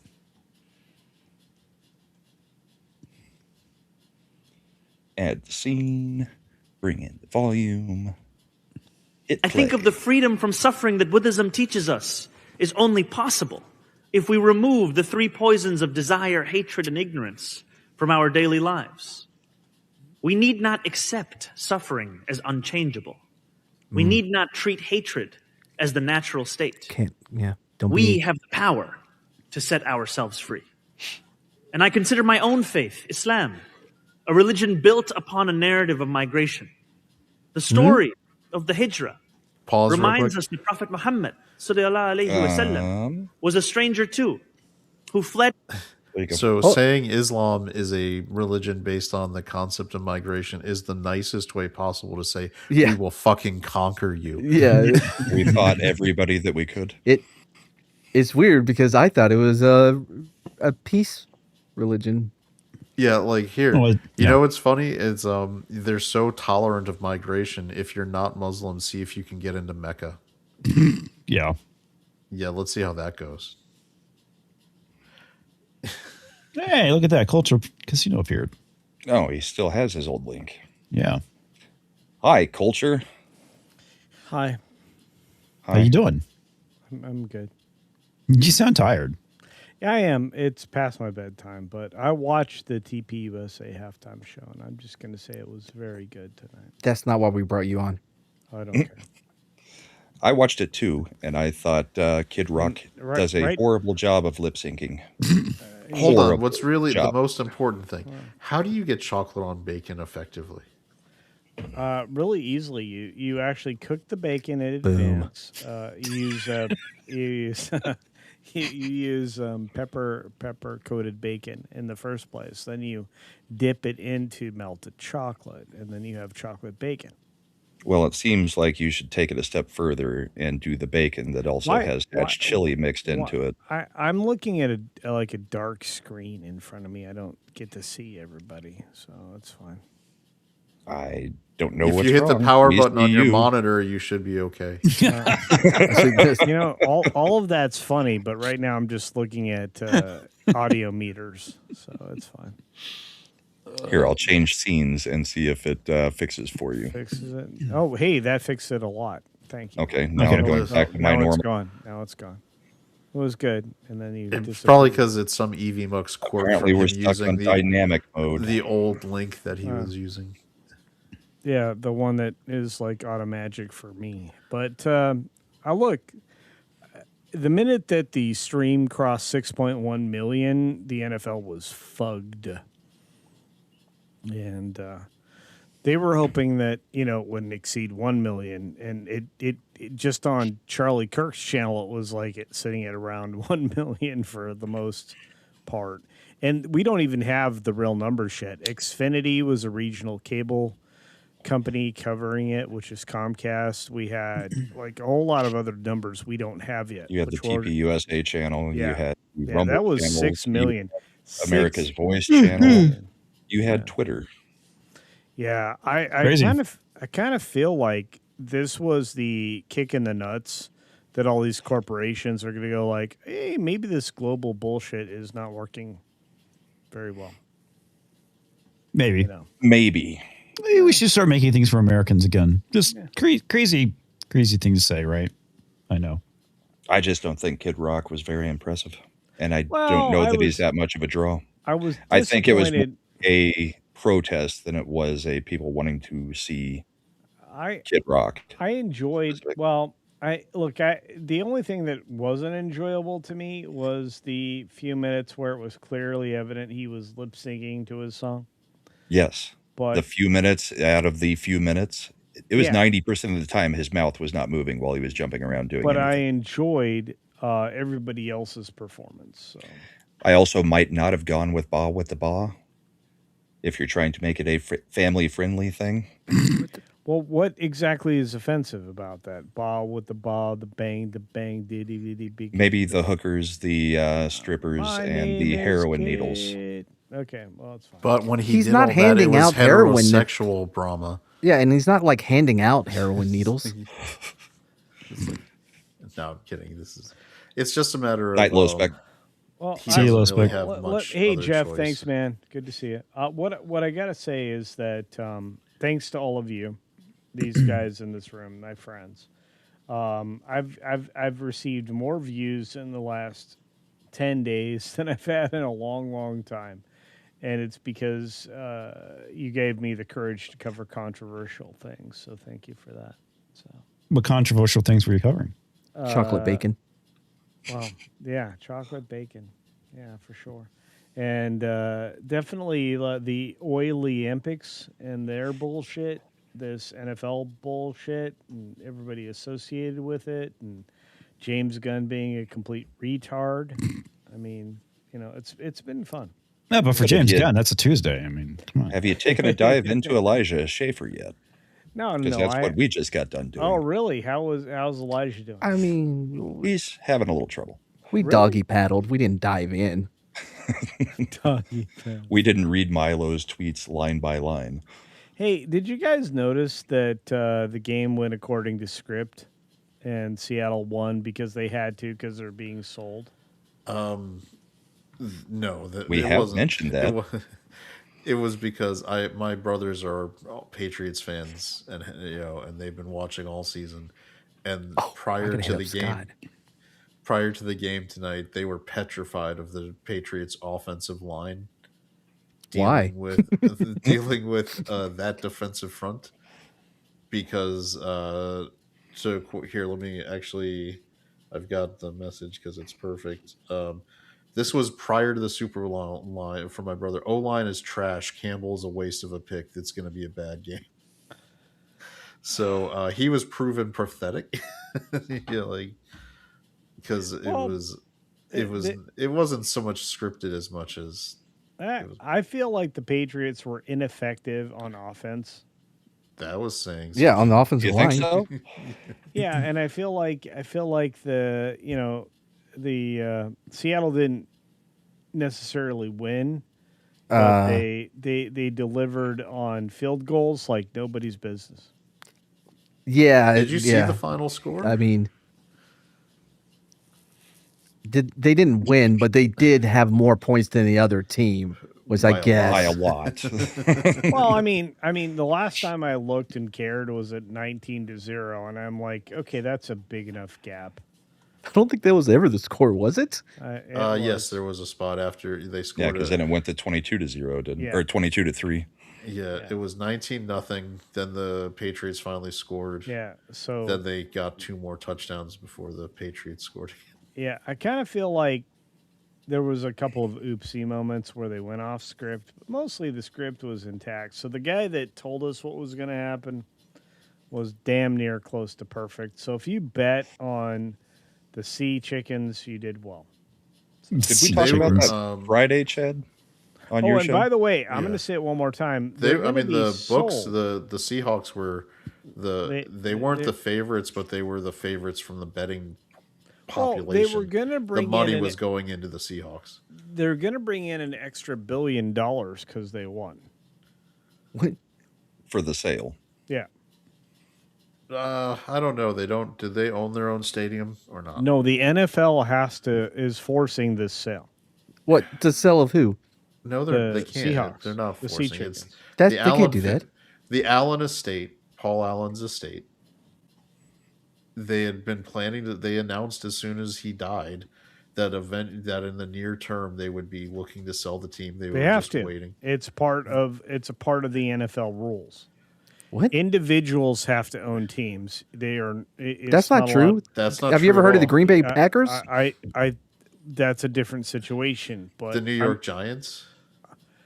Look, okay, that's a 50-50 between the are you gonna Tishes bet? and the Maras. Are you going to bet money on this? Because I'll be happy. Do you know to put up that money the against Washington the Commanders are part of a ownership conglomerate for sale that is made up of like dozens of people? For sale is coming. I'm just saying. Why? Hey, what reason would they have to move Seattle? The majority owner has to be an individual. So. Okay. All right. They're not moving Seattle. They've got a new stadium from the last. They sell out. They're I'm going to tell you right now. Anybody who's worth their salt that's going to buy the team will not keep them in Seattle because much like California, hang on. Much like California, stop interrupting me. Much like California, they are going to, with courtesy of a wealth tax, force out anybody who is trying to... How many NFL teams are in California?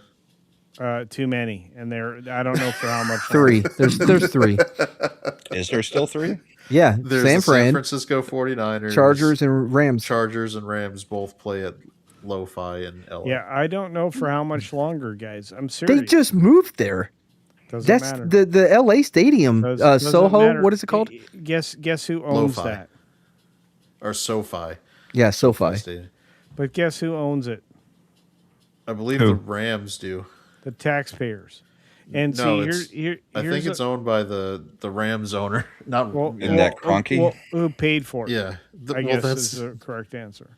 So this is the thing. Like, the owner of the Rams. You can own a lot and not have paid for it. So SoFi Stadium is owned by Stadco LA LLC, a company owned by Rams owner Stanley Kroenke. Stan Kroenke. Yep. I'm just going to say, I'm just going to say, the St. Louis Cardinals, I believe they have a 20-year agreement on it. Look, I'm going to tell you, there's no upside because guess what? The fuck you tax in California is going to rape him in the back door real soon. Toxic Man Flu for $5. Never thought I would say this, but Matt is the least gay person on this panel. By the most gay, I would agree. Yeah, Matt is also super straight. What? Why did you say Anchorman? By Matt is the least gay, he means the most gay. Then yes, he's correct. Sorry, real quick. SoFi Stadium was fully privately financed, meaning no public taxpayer money was used for its construction. Well, good. I just cannot wait. That's why. That's one of the reasons Kroenke got the Chargers to come in, because then you can offset by having two NFL teams. It's just like the Giants had to privately pay for them, and the Jets. So you're saying none of these guys have to pay the billionaire tax? I'm not saying that none of on them have unrealized gains. I'm just going to make sure that that's correct. Okay, I'm sure that they'll probably, number one, they're not, if it's owned through a corporation, then they don't own this officially. It's not going to be owned by them. Kroenke we just mentioned, like, and I think Matt looked it up too. It's owned by an LLC set up where he controls it. But this is where the wealth tax thing is stupid, because billionaires can set up all sorts of structure to avoid having that wealth directly attributable to their name. And they're not going to get to it. So the place where the wealth tax is going to hammer somebody is like in venture capital, where these new Silicon Valley guys are developing some new project. No, because they put all that money into trusts. Well, then there's not a wealth tax to be taxed on the trust. I mean, they'll structure it. And I don't think a lot of them will have residence in California. And also, don't forget about tax exemptions. I mean, if you think about, you know what I mean? They could definitely cut a deal with the state if they needed to, if it got to that point. Because just the state would good old lose Gavin so much money.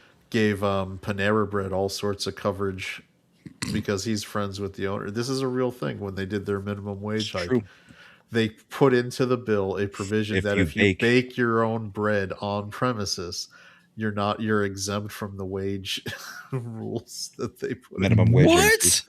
Yeah. Oh my God! No, we talked about that when it was going on. Yeah. Wow. Because Gavin's buddies with the Panera Bread people. Okay, so how many corporations left California because of this wealth tax? I'm sure that tons of them did. That doesn't mean they're shuttering every location they have in California. But they moved their headquarters, correct?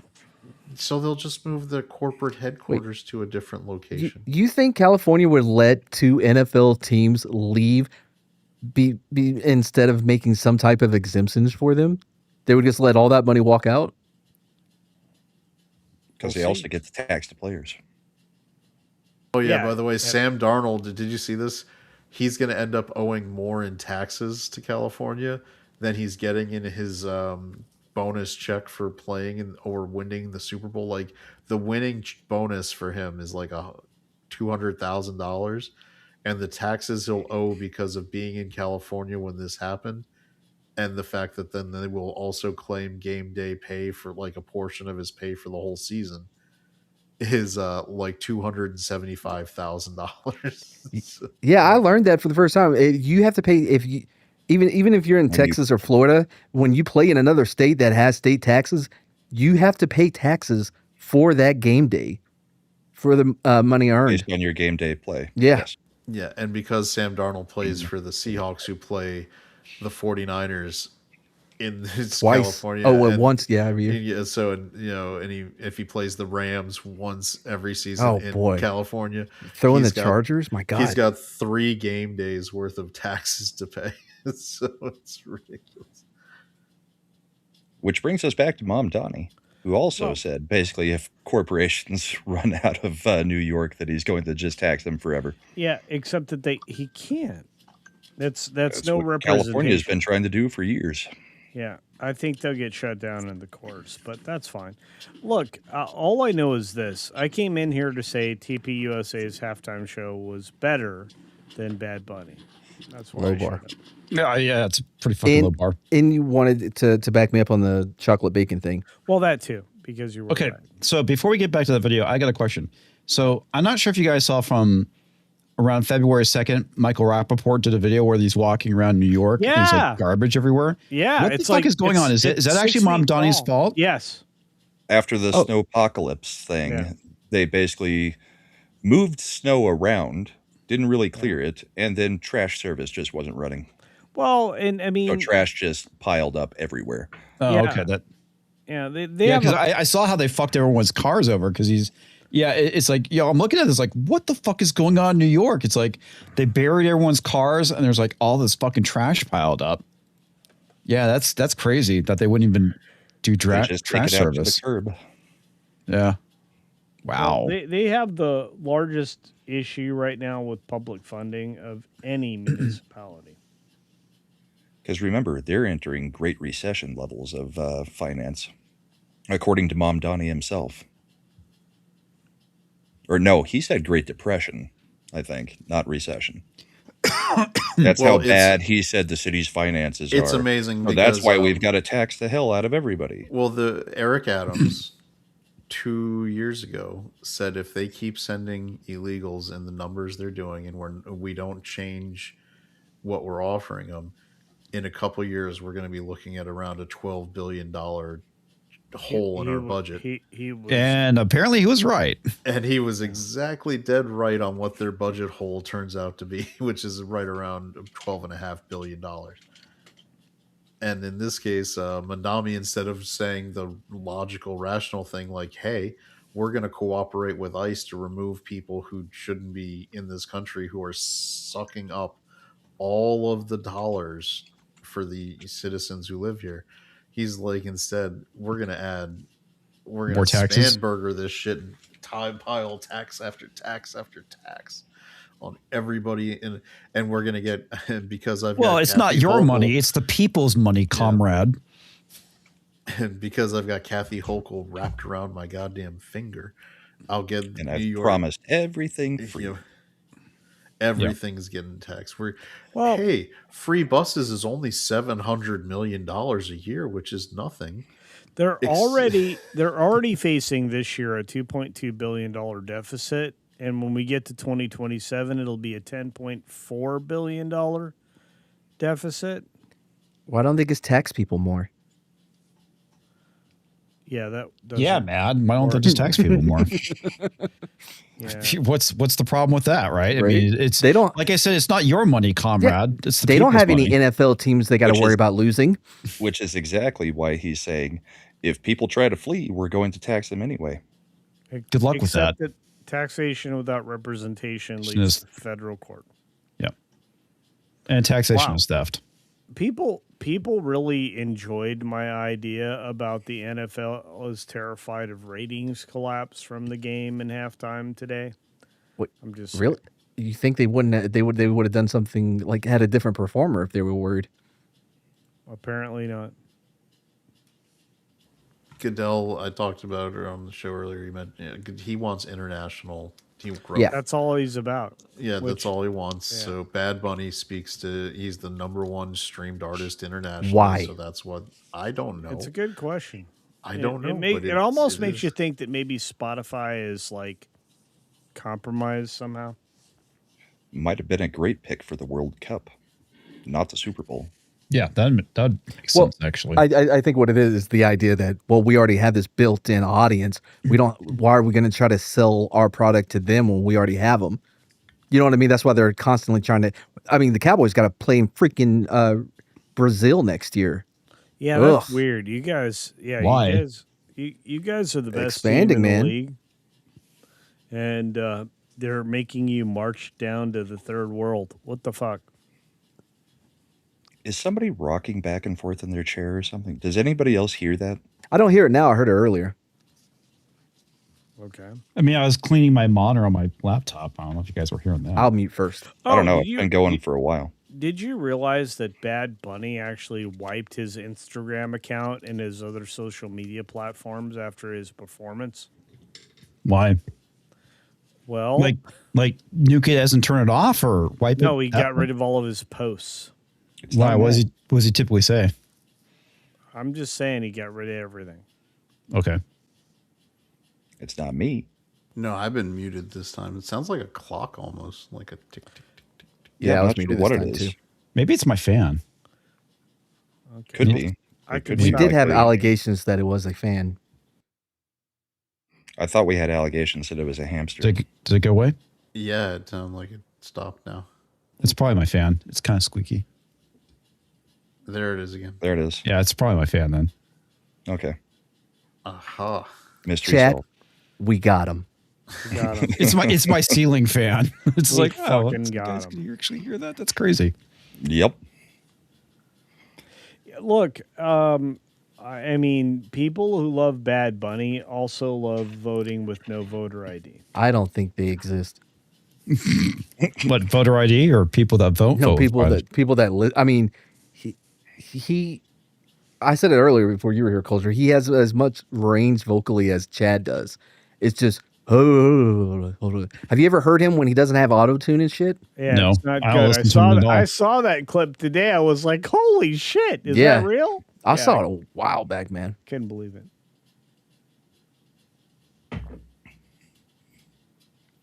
Bad Bunny hit during the national anthem. We're almost at the 2-hour mark. We could get away without doing any politics.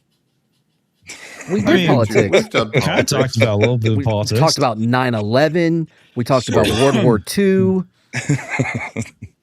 All right. Talked about a squeaky fan. We can do one little political thing because I think this story is kind of hilarious to me.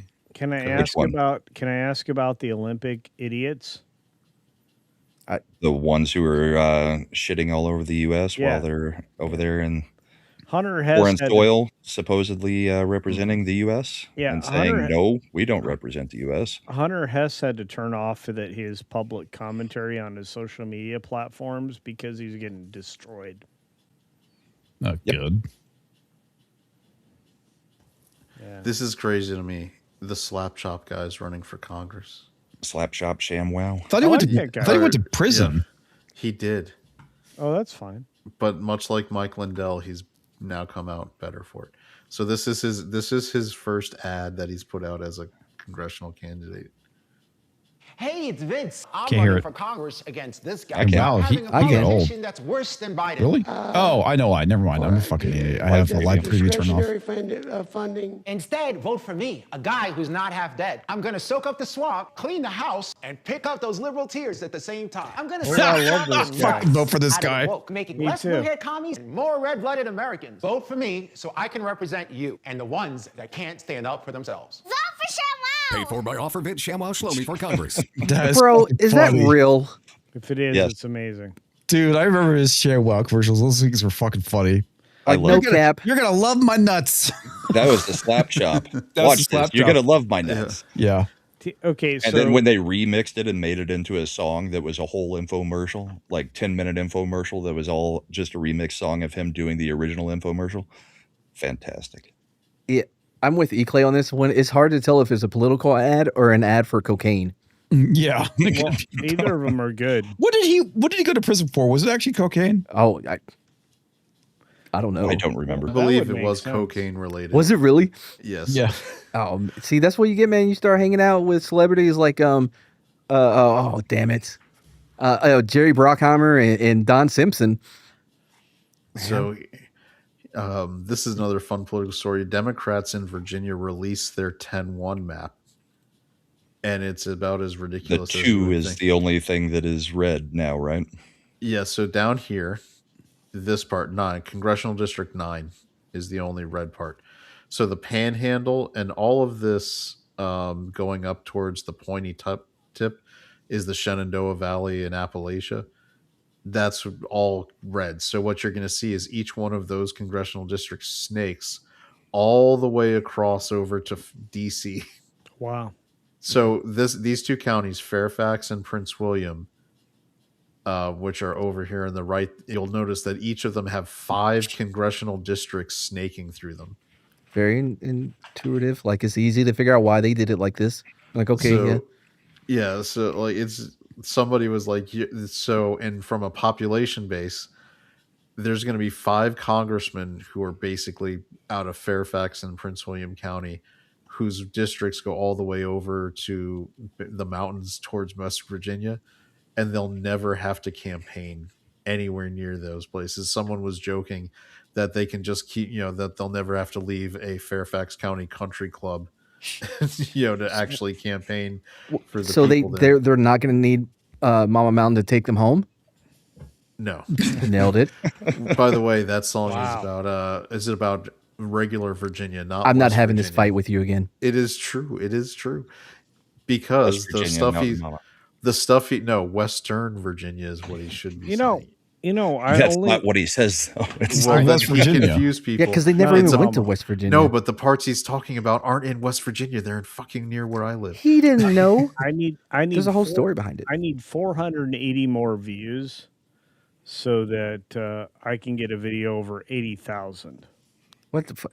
Wow. I'm under 200 that subs. on this channel isn't going to help you because you might get 3 here. I'm under 200 subs, and we're talking about getting you 80,000 views. Yeah.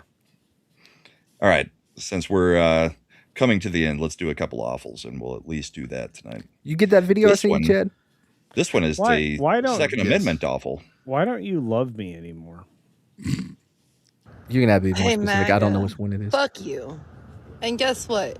Which y'all didn't realize. You know that if a civil war breaks out, you can't get involved and you can't go after other citizens because in a civil war, the Second Amendment only applies when citizens are going after the government. So if you come after another citizen, it's still murder. Hit pause. What the Good luck with We're that. at the and if end. you think that you're a better shot, you better hope that you're right. I know I'm a better shot. If you weren't a civilian, I would fill you full of lead. Okay, so I know that Matt and I are the only ones on this panel who probably enjoyed Alex Garland's Civil War, the movie. Yeah, I liked it a lot.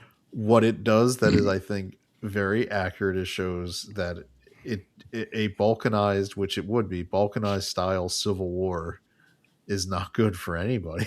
No. And Absolutely there not. will be different factions shooting regular people. There's going to be zones where it looks like the war is not even touching it. There's going to be all sorts of different experiences within the quote unquote civil. It's not going to be like what we think of when we learn of the American Civil War that took place in the 1860s. I think that's the one thing he actually got right, but that movie's still garbage. Yeah, I mean, we're just going to smoke Democrats. That's all that's going to happen. Kurt Schlichter wrote a book series about the second quote unquote Civil War and what would happen most likely, and it's not something where the conservatives outright win because there are land masses that end up being controlled by the liberal side, but what is a problem for them is trying to take and hold the territory where food production is. And a lot of these other oil production, food production. So our grid. Well, I think one of the problems I have with this is that what we've seen out of Minnesota just shows you how organized these people are, and it's like you should not underestimate these people. They are highly organized, highly funded, and obviously you know that they're willing to die for their cause. So underestimating these psychotic leftists is a grave mistake, in my opinion. And the conservative side of things, the right, is far more likely to start to splinter than the left. Well, the most likely outcome is you're going to have basically little fiefdoms that start popping up, where you have organized, kind of militias and warlords, and it's going to, and people who think, well, the United States, the military is going to fracture too. Yes. And what will happen is guys who control certain bases and certain assets will become the military warlords of its zone as much as they can control it. Like if you're like a colonel who's, or a general, depending on the base, controlling a whole lot of assets, and the country is kind of splintering and falling apart. Well, guess what?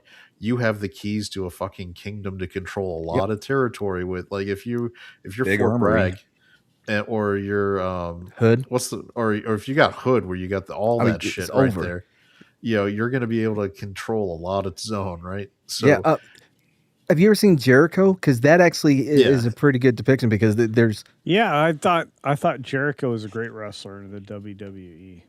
So it was a show. Talking with Skeet Ulrich, it's a good show. Yeah, it's a really good show. But there was attacks, there was bombs that went off all over the country. But you had Texas as its own thing, and then you had at least 2 splits of the federal government, and it was just all chaos.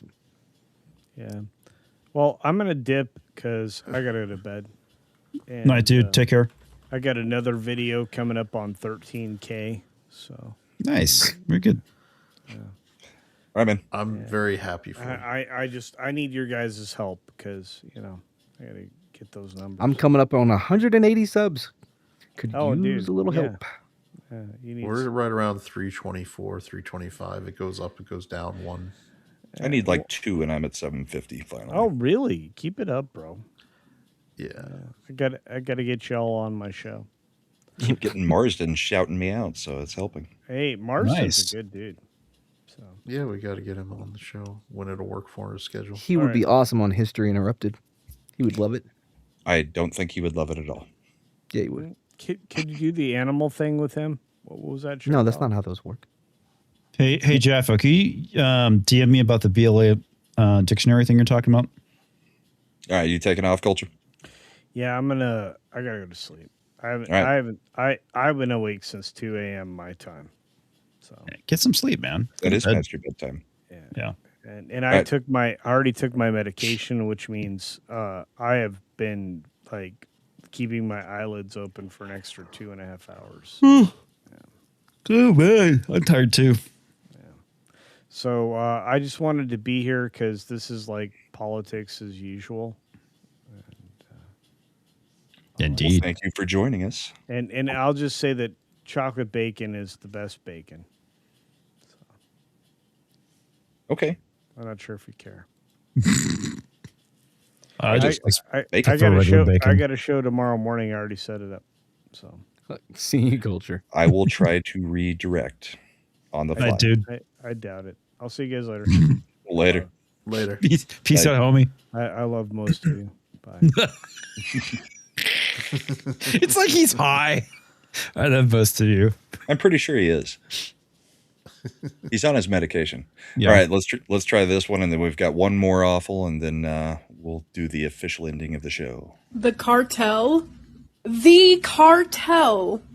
is targeting ICE agents, and gangs all across America are banding together to fight this bullshit. I fucking wonder needed this why. good news today. You've got to understand, if the cartel and rival gangs coming together to fight you, you fucked up. And I am all for that shit. Go get them, boys. Hold on. You What dipshit. Hold the fuck on. Who does he say was teaming up? The cartels and the gangs are teaming up against ICE. What along gangs? with the leftist.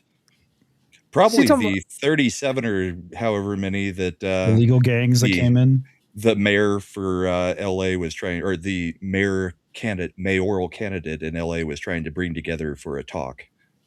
Did you guys not see that? No, because he ain't talking about the Bloods and the Crip. They've already came out. They've already put out their statements that they are not backing the illegals. No, I'm pretty sure they're all illegal gangs. So yes, you know who really does not give a crap about any of this ICE stuff? Black people in general. Yeah. Yes, they're like, they're not arresting me. I don't care. As a matter of fact, they're signing up to arrest people. Yeah. And the leftist women and men out there protesting are just throwing down the hard R. Hard R's, yeah. Bro, lately. that was insane. It's he goes, crazy. "Are you a man?" And then, "Oh, well, that gives me permission to drop the hard R on you." Yep. Like, what? Yeah, that's just fucking crazy, man. It is absolutely crazy. And the funny thing about it too, ICE pays really well. They pay 6 figures. So, I mean, and you like can, a 50,000 signing bonus or something. You can basically sign up if you're like some broke dude and you need money and you want like a good career. And obviously this isn't going to last forever, but shit, dude. Yeah. $50,000 signing bonus. So with something like 50 million of them here, it could last forever if we can hold the presidency. Here's where, all right, you also get, in addition to the signing bonus and the salary, you get guaranteed step increases every year. You get, and if you're in that's across the board though. Yeah. Well, if you're in federal law enforcement, you actually get to retire full retirement benefits at 20 years. Instead of regardless of age. You don't have to wait till you're 50 or 55 or whatever. Nice. You can just retire at 50. And the federal government still gives you both pension. You get a fully vested traditional pension, and you get the thrift savings plan, which is a 401k. Now they're not in the GS system. What are they? They are. No, it's still. Is it? They're federal agents. GS9, no, GS. Yeah. Well, I thought they had a different categorization, but they had to come in at least a GS9, right? 7 to 9 is probably the initial. Well, I don't know. Did you guys see that one video of the ICE officer that's standing there and she's like, "Did you even go to college?" He's like, "Nope, I went to high school." Yeah. And she's like, "Well, I'm a doctor, or I'm a registered nurse." No. She's a physician's assistant. Yeah, and I make $200,000.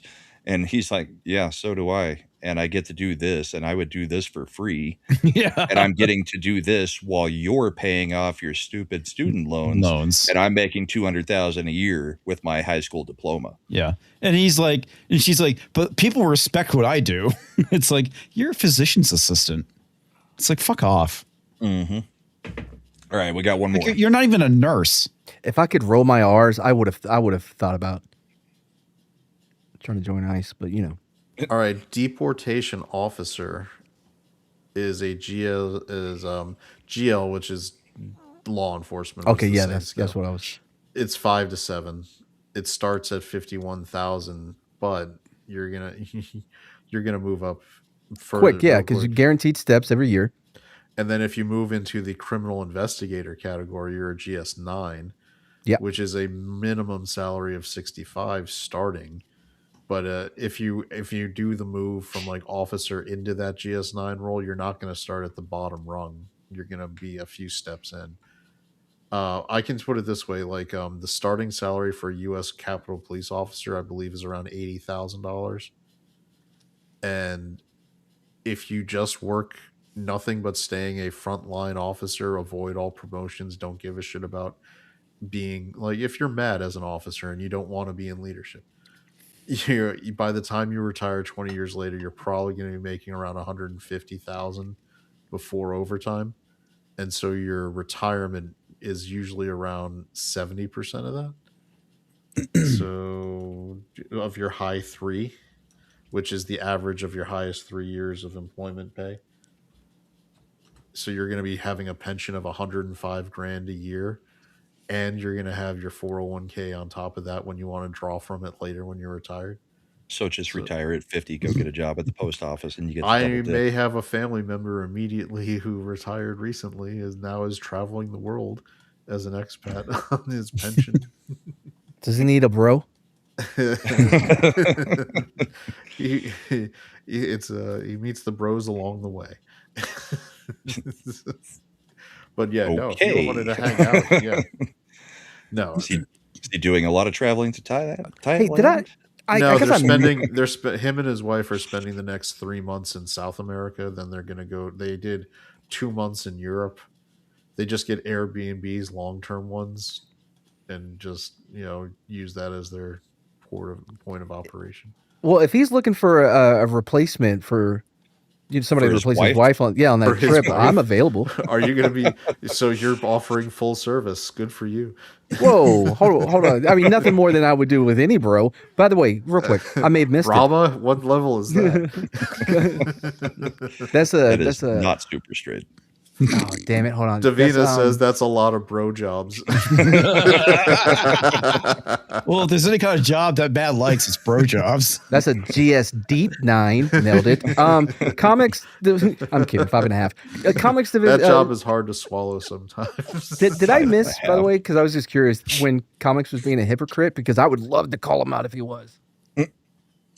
Oh, no. I'm pretty sure it's Darth Scipio, one of his alt accounts. So I don't fucking care. Likely. All right, let's do the last one and then we'll do outros. I just wanted to know. I wanted a dog pound. Oh, look at that. That's right. I have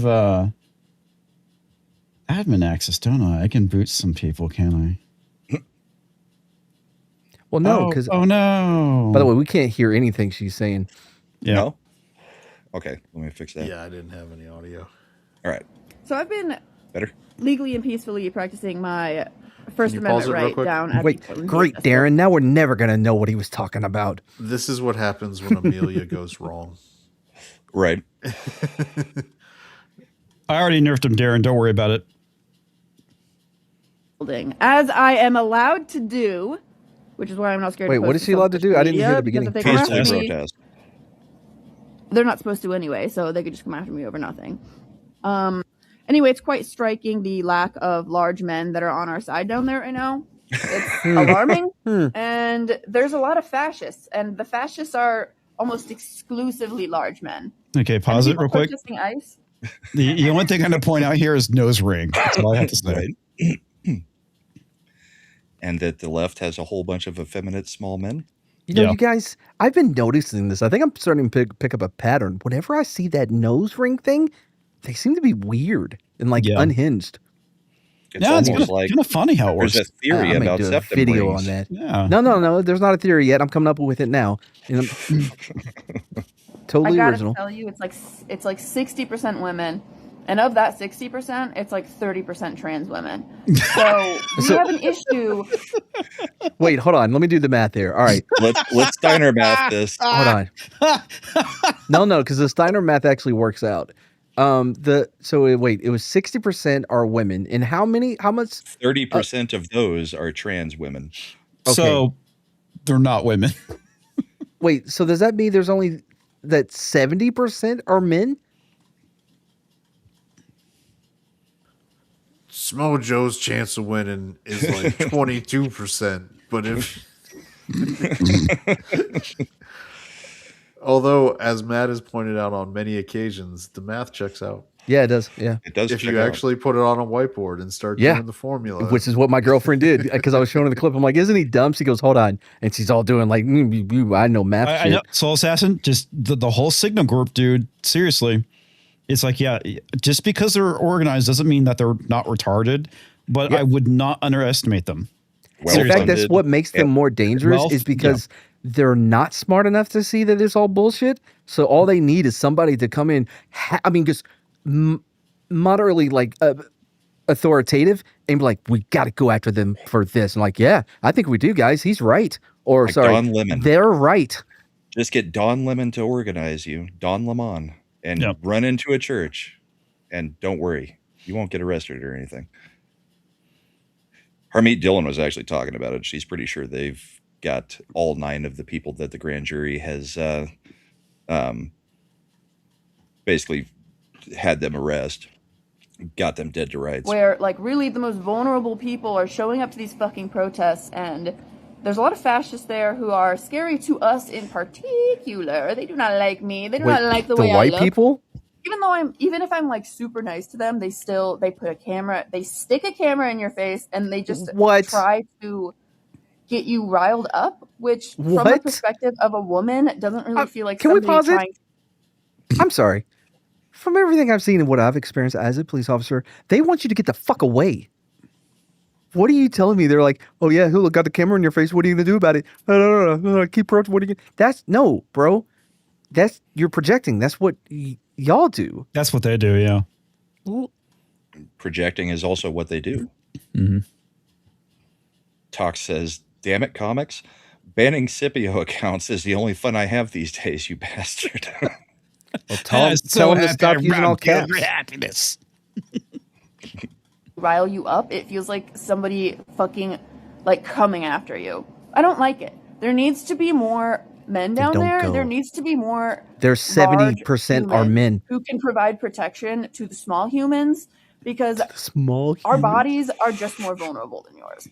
And I don't like that. I don't like that I weigh 115 pounds, and I don't like that I do kind of rely on the protection. Hey, I got a great idea. I wish it wasn't the case. It's almost to the end.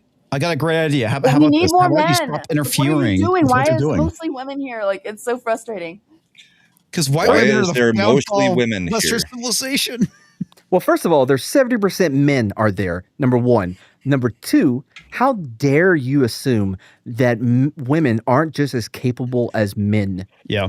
Oh, that's right. I completely forgot about that. What happened to women are just as capable as men? Well, and the thing is that's retarded about all this. Okay, it's crazy leftist women that are drawn to doing these type of things. Most men are like, you're on your own, unless you're like Peretti or whatnot. Time for that. Yeah. Most normal men want nothing to do with this shit. It's all these crazy leftist women that are doing these protests, mostly. And I don't like how she tried to describe women as being, tiny, like 115. How dare she? There are 6'5", 240-pound women out there. Yeah, they're the trans ones. Yeah. And out of those, and out of that percentage, 30 of them are trans women. So they're men. Shocking in Portland. Yeah. Truly shocking that in Portland you've got that many trans people out there with all of these women. Yeah. Yep. So, Mad, what do you got coming up this week? Since I did your outro last night. Yeah, dude, I was burnt out, bro. I had to go. It was a long day. Tuesday, we're going to have History Interrupted, the best history YouTube stream on YouTube.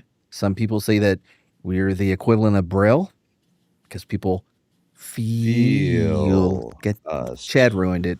I don't do it unless there's an intro. Oh, God. Yeah, so Tuesday we're going to be going over an amazing story that's already picked out, already ready to go. No concern there. We've had some great ones. You got to go back and watch the replay for Johnny Appleseed. That was a lot of fun. I told you guys up the episode that I'm not in. I'm just not going to show up. Yeah, it was a great episode. I sent you the message this past week. My wife was teaching the Johnny Appleseed story to my son in the homeschooling, and I'm in my home office working, and I hear what she's saying, and I just want to yell, "Wrong, wrong, not true."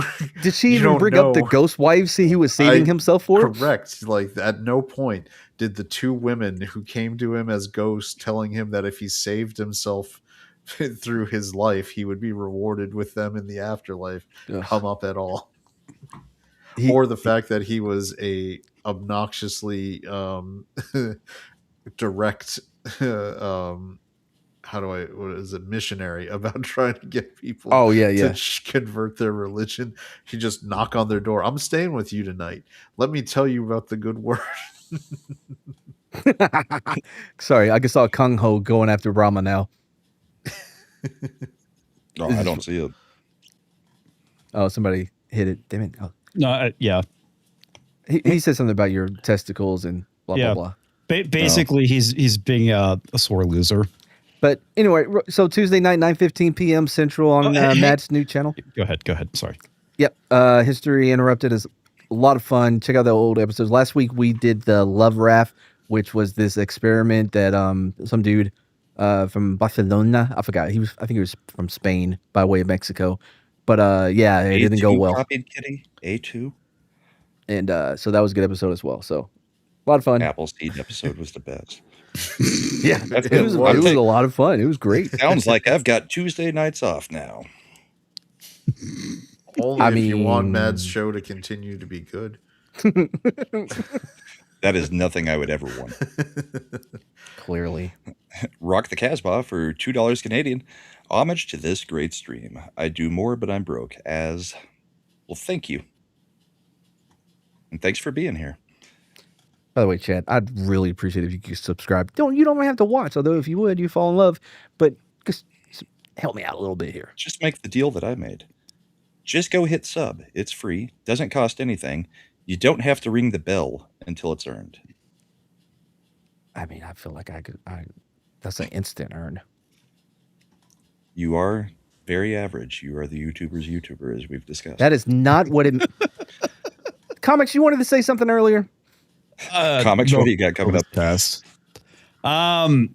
So got a Monday Night Meltdown tomorrow at 9 p.m. Central and Thursday Night Throwdown, and I'm very close to getting the app out. Actually, the app is actually out. We'll be talking about that tomorrow. So wait, what is it? It's a website builder that people can go and sign up for. So Comix built. That I built, yeah. Oh, nice. Yeah. And we'll be talking about the excellent episode of Night of the Seven Kingdoms. Which I still need to watch. What the hell, Comix?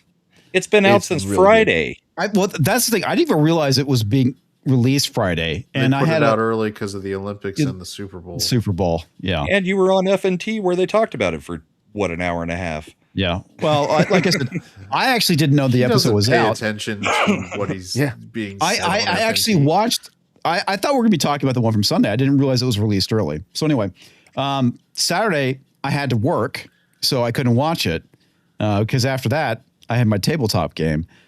Today I had stuff I had to do, so I'm probably going to watch it tomorrow morning. It was really good. I didn't know it came out on Friday either until Saturday night. I joined Scott. I'm like, wait, did I miss an episode? They're like, get out now. Yeah, because it's that good of an episode. Yeah, and the next one's going to be the best one of the season by far. Yeah, I just don't trust it because I know where the storyline eventually so we can goes. end that right there. But it's like Game of Thrones. The first couple seasons were so good, and then you get to season 8. We will 6, get 7, and 3 great seasons of this, and then if they don't do anything else, fine. Yeah, I'd rather have those 3 seasons. That's where I'll drop off. I'll take these 3 seasons the way it's going. Rather have that than another Fallout. I also think Daily Wire is actually doing something very good with Taliesin. With what? Pendragon Cycle has been fantastic. Has it? Yes. It's a good thing that nobody cares. I don't care.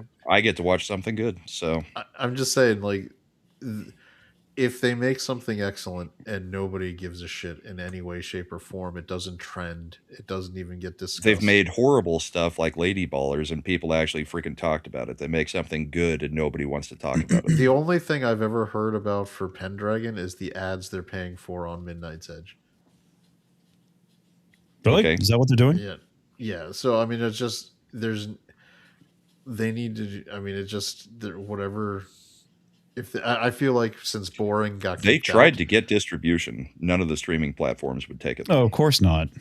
I just think since Boring left, they don't really care about this project. It's money that's sunk. It's gone. They literally do a trailer at the end of every Ben Shapiro, Matt Walsh, Michael Knowles show every single day. They end every single show with a trailer. And they paid for advertising for Lady Ballers everywhere but they didn't, they're not pushing this one the same way. It's easy to throw an ad on their own IP through Daily Wire. They're not investing in trying to get new people in to watch this one, aside from the like bare minimalist kind of thing, which I understand completely because it was the old regime. They invested a lot of money in it, and I think the new regime doesn't feel like that was a worthwhile decision. They did 7 figures an episode, apparently. But it's been good. I'm glad to hear it. Doesn't matter what the reach is. I'm watching it. It's good. I may check it out. And I've read the books. Yeah. They should just sell the rights to Tubi. They'll take it. They tried to sell it to anybody who would stream it. They will not touch Daily Wire. That's retarded. Nobody. That is absolutely retarded. Because this was not originally supposed to just be a Daily Wire thing. They tried Netflix, they tried Amazon, they tried Apple, they tried everybody. And they would not do it. What they should do, then they should make a deal, send it over with Angel Studios, who has a streaming deal with Amazon, where their content just goes over onto Amazon. Use a intermediary. Angel Studios isn't being seen in the greatest light right now. Well, what's going on with Angel Studios? Because they're the ones doing Animal Farm. Oh, yeah, that's right. People are not real happy with that. Yeah. Are they doing it, or did they buy the distribution? Doesn't matter. They put their well, names no, all over there is a big difference between whether or not they actually made it in house or if they bought the distribution for it. I think so. There's a difference, but they're putting their name all over I it. think what is his name? Gollum. What's his name? Andy Serkis. Andy Serkis. I think he made it himself, and then he got this is Serkis is like 13-year project. How do you fuck up Animal Farm? Seriously. We haven't seen it yet. Thing about Animal Farm? Nothing's going to top the TNT Animal Farm. It's just like the people getting all butthurt about He-Man, but they haven't seen it yet, when everything indicates that it'll probably be fine. Yeah. Well, the only thing is now you have the director coming out talking about Skeletor being toxic masculinity, but he's going to be a badass. No, but by their definition of what toxic masculinity is, That is exactly what the Skeletor in the 80s cartoon was. That's kind of how I read it as well. Yeah. Is that Skeletor, they're going to try to make him be villainous by using their definition of toxic masculinity. It won't mean that Adam's not gay still. They think like the way Skeletor acted is exactly what like liberal harpies think is toxic masculinity. Get over here, Evelyn. Bend over. Shut up, you. Shut up. Until next time. I don't want to be good. I want to be bad. No. So I'm not worried about it. And I know that. Yeah, again, that comment from the it's a fucking stupid thing to say. It's just dumb. It is, but it's the same virtue signaling we've seen from everybody else. But at the same time, and they also had part of that interview was when they were talking about Skeletor. They're like, for the years, the development team wanted him to be in a dude under a gold skeleton face mask. Yeah. And I was like, fuck that. He's a yellow skeleton on a body, and that's just what it's going to be. The difference, though, is we already know the changes they've made to the story of Animal Farm. Yes. I mean, they modernized it a little bit. Just to be. I'm sorry? Yeah, no, it's all about capitalism now. Yeah, it's about capitalism. As the bad guy. Well, I'm going to be honest. 21st century corporations are communist. So I'm not. Okay, all right, yeah, but there's a difference between. There's a huge difference between cronyism, crony capitalism, and actual capitalism. I haven't seen this movie yet. If they make this about cronyist capitalism, which is effectively communism, I mean, go read Atlas Shrugged. And I believe what we've seen in the trailer is far more than I trust Andy Serkis and Seth Rogen. Yeah, and they actually came out and talked about what it is, about modern, like updating it for a modern audience. Blah blah blah blah.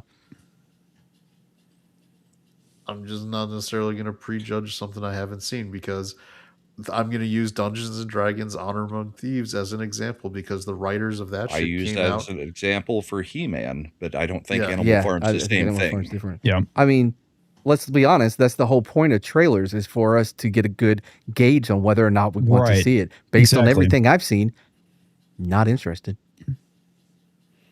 Yeah, that's a valid point about trailers. It's like the whole point of a trailer is to make you want to see the movie, draw in your audience. Yeah. And I also, the fact that they said Jared Leto is going to go all out in his toxic masculinity is also a weird statement to make because the dude has no masculinity about him at all.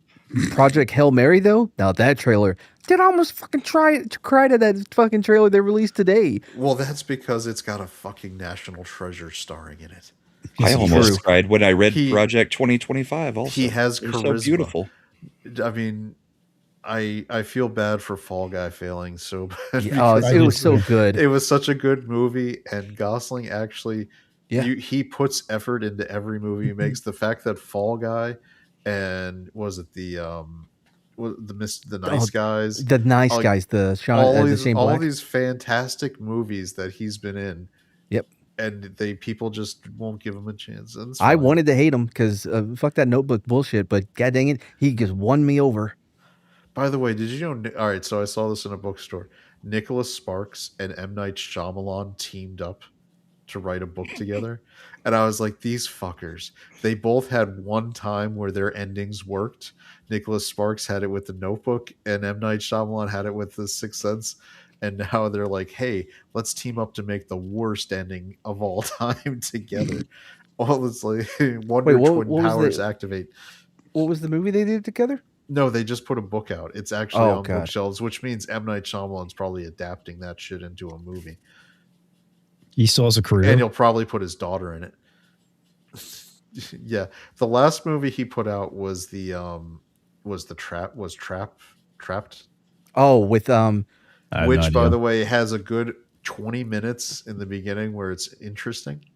Wait, you mean when it was the concert of M. Night Shyamalan's daughter? Yeah, like at the concert, it's actually fairly interesting because Josh Hartnett, another guy who actually has charisma and can carry things, and as soon as it starts being not the concert, it just goes off the rails, and he Shyamalan and ding dongs the story all the way to hell.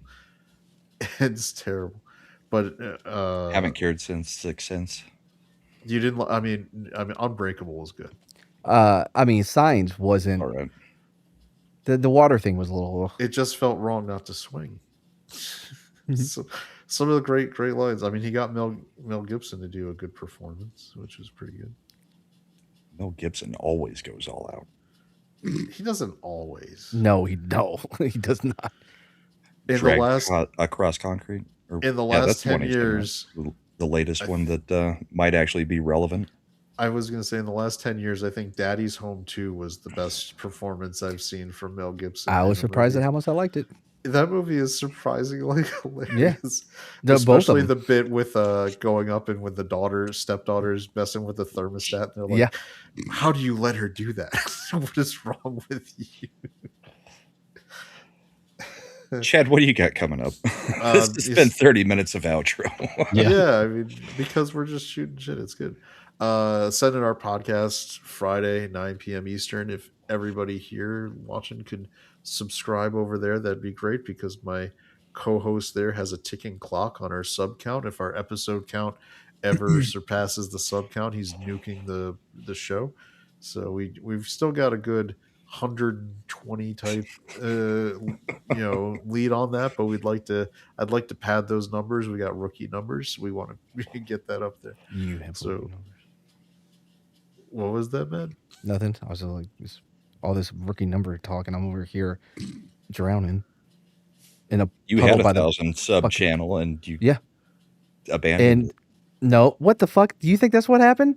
Yes, that is exactly what you did. No, that is not what happened. Motherfucking bend over from the WB. I will copy Kitty with the strikes with the that I had to fight to get off. Okay. Did you get them removed? Killed. That okay. doesn't. It killed. I gotta go to bed, guys. Sorry. Thanks, I'm trying. I know. We but continue after the credits like usual, but honestly, it's just I know Mad took meds for this, so I want to make sure he's getting his time. Yeah, fair enough. But I gotta go, all right, guys. You have a good one. Thanks, I'll see you tomorrow night. All right, see you, brother. Davina says all Mads gay viewers left. As soon as I went straight. Copied, you're in trouble, because once we get going on Night of the Seven Kingdoms tomorrow night, he's not going to get anything political. We'll be back to semi-normal next week, I think. It's just a weird day with the Super Bowl and everything else. You need some caffeine. I mean, he sounds just me. Yeah, this is him. If you subscribe to the Ascendant Art podcast, you'll be able to make that judgment for yourself. If you want to make that judgment 3 days early, subscribe to me, because he'll be on Tuesday. That's true. Just for proof that there was an actual show designed tonight. Did you ever get the video I sent you, Chad? Here's my notes and all the video links for tonight that we used hardly any of. I do actually design a show. Takes me the hours. First time we're seeing anything close to a show map. You weren't here before the show started. I don't believe this is what I said. Here's the rundown of what we can talk about tonight. This is one thing that me and Mad have in common. I don't believe in show prep, or at least I do the barest minimum to let it flow naturally. Well, bro, I do a lot of. You know how much prep I do? You send me a story 2 hours before. Sometimes 20 minutes show prep. Sometimes 20 minutes. I know that there's something going on with AI probably filtering some of this stuff. How many videos or clips did I pull? 1, 2, 3, 4, 5. I don't know. I sent one to Chad, but I guess he doesn't want to 10, share it. 11, 12, 13, 14, 15, 16, 17 clips that I had ready for tonight, because you can't pull clips on the fly for everything that happened during a week. I just bookmark stuff on X, and that usually does it. Yeah, the problem is, since it's my studio and I'm the one doing the broadcast, if I try to show an X video, it just stutters. So I actually have to go download the videos and have them ready to go for me to play them. So I bookmark everything throughout the week, and then I use Snap Downloader to pull them all over as a downloaded. I told you about this like 3 Yeah, but I didn't write it down. What is it called? Downloader. Man, if I get some Asian... Any URL that has a video, you can pull the video from it. Download and try for free. How much is this? I don't know. I think I paid a total of $5 for a lifetime membership or something. Send me your password and username. I would have to know what my password and username are. That's why you got to use the same password every time. I do. That's a terrible, terrible suggestion. No way, bro. Not if you make it good. Here, and then let's go ahead. Just use your cell phone number and put some letters at the end, bro. They'll never get it. Here you go. This is the video Mad shared that he's really excited. Yeah, we're going back to sports balls. Wait, what are we Just doing? AI of Bad Bunny. Shaka run, shaka run, shaka run. This is the video. I see what made him laugh. Yes. Because honestly, it's not that far off from what I heard. Now you can stop it. I don't want to get them claimed. I don't think this is going to be claimed. I like to play safe. Oh, by the way, our show 100%, like those fuckers at the Olympic Committee claimed and shut down our replay with the quickness. Wait, on what? Of what? You remember how we showed Lindsey Vaughn, like, I think busting up her knee, on that one little clip. Oh, her trial run? Yeah, her trial run. That one clip we showed you're for saying like 20 that they seconds. Claimed that for 20 seconds of playing that, and then you decided to play some girl's asshole in speed skating tonight on my channel. Number one. From the Olympics. Number one. It's a different thing because that was an Olympic broadcast. That was other footage. Yeah, you can show a booty hole as long as it's not officially the Olympics. Real quick, yeah. Windows is saying I shouldn't run this, Brahma. It says Microsoft Defender. I don't care. It works perfectly. All right, I will trust you. Using it for 3 years. I will trust you.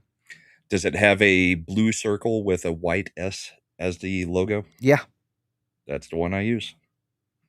And it works perfectly. Never had an issue.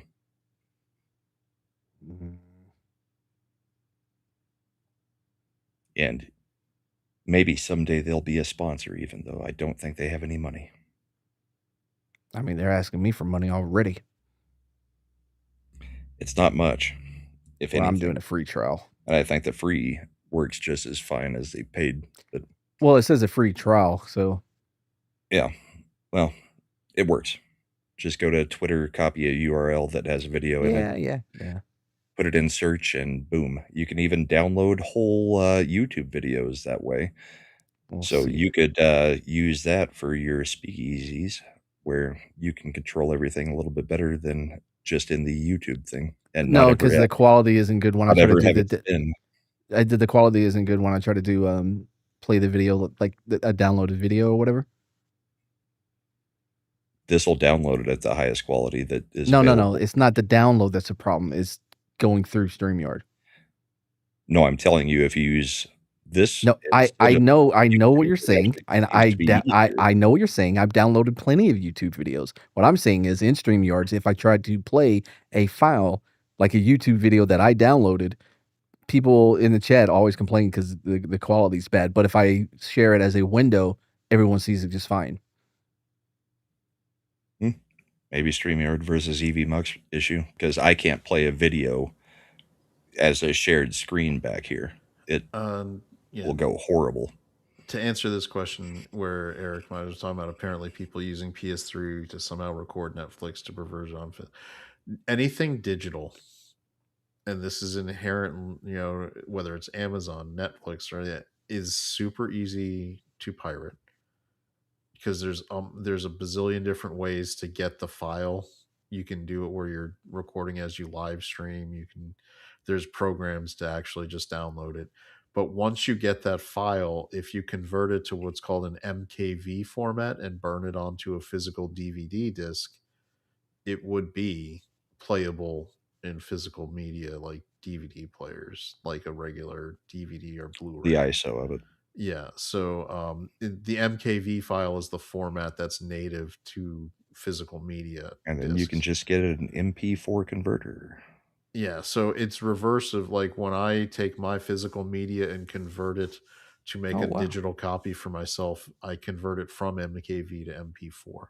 I know this is boring to Mad, but it's relevant. No, Mad's playing with Snap Downloader right now. Oh, okay. You don't know me, bro? Yes, I do. You downloaded something, you're playing with it, and stop paying attention. I know you better than you know yourself. Fair. I should have known they called him Mr. Glass. By the way, this counts as the overtime tonight because I'm not playing the credits and then do it. Yeah, by the way, I'll play the credits when we're actually going to bed. If you want to ask any random question, super chats are welcome to make sure that it gets answered. Mad will do it in an accent if you I don't like how you pervert the things that I come up with. How is it perverting it? It's doing because it's supposed to be anyone on the panel. But your accents are the best. True. Yeah. But that doesn't mean that I should be the only one that has to provide. I can do it in Connery or Walken. Neither one is an accent. I didn't say I would do an accent. I said I could do it as Sean Connery or Walken. Matt, if I was running a restaurant and I had a fucking Michelin rated chef or another guy who's made pizzas. Okay. Who do you think I'm going to promote? Matt's the guy cooking the taco. Promote? Yeah, like to my customers. I'm going to highlight that I have the Michelin rated well, chef. And you're only screwing over the pizza guy because how is he ever going to get experience to become better? Because rather than just having one great chef, you could have two. The shop and we'll get the money from the customers paying for the Michelin star chef's food. Casbah, OBS is fine for certain things. It's not great for having guests. You kind of have to have one Discord. Of these. You can go through OBS and then feed it into one of these studios, but you can't really have the guest on screen. You can really just only have the audio coming in and then have like a still image that doesn't show when they're talking, all that kind of stuff. So great for gaming and other things. Just doesn't quite work for what we try to do with the live panel. That's why we've all got so many different programs because for the game streaming, I use OBS feeding into here with a secondary virtual camera, and then I stream from this platform because the other thing OBS won't do is bring in all the chats without a whole bunch of added plugins. So I can't see anything. And then I have to watch yet another monitor. And every time you're gaming and you have to look to monitor there or monitor there while you're trying to play a game, it just doesn't work all that well. So little background knowledge. Yeah. Or behind the scenes knowledge, whatever you want to call it. It's all important because you don't get there's no little pamphlet you get if you want to do any of this kind of stuff. You all have to, it's just go watch videos, figure it out for yourself. Do this, do that. If you want to learn how to stream, you go watch YouTube to learn how to stream. Or you watch a YouTuber's YouTuber. Yes, then you get the average way of doing things. That is not what it. Sometimes above average. No, Chad, don't you join in with them. To average. I said it's sometimes above average, like on the shows Brahma's not on. I like to dig it at Brahma, but I'm feeling attacked and I'm just not showing up on Tuesday nights. Brahma's channel is under attack. Please donate. Please. Help. Brahma's under attack. Can we get the quartering in here to help? My channel's under attack. Have you heard about Coffee Brand Coffee? I thought you were going to tell us about. Oh, is that his coffee thing? Yeah, that's the one he promotes every video for like 10 minutes out of the video. That's a 17-minute video. Red Gun Tea so much better. I don't hate Jeremy, but I hate listening to the stuff about his coffee. I don't watch this stuff. Skip through. I watch a lot of stuff because I have it on as background noise during the day while I work. Yeah, I do like books on Audible or whatever a lot of the times. What do you do? 1.5 or 2 speed? I do normal. You do normal? Okay. Mm-hmm. I do 2 speed on most things except for Ben Shapiro. Then it's like half speed. Oh my God. If you do 2 speed on Shapiro, it's going to sound like the Micro Machine guy. It's a learned art to be able to listen to Shapiro on even 1.5 speed. I always feel like I'm going to miss something if I try to do that. By the way, the Micro Machine guy was a good reference for Shapiro at 2 speed. I'm sorry. It should have got better. I feel like Micro Machines guy is maybe even still too slow for Shapiro on 2 speed. He also was the voice of Blur on Transformers for anybody who might know him better from that. All right, I'm ready to go. I got things I want to do now. What do you want to do that's so important, man? Nothing. You'll see it later, Avi.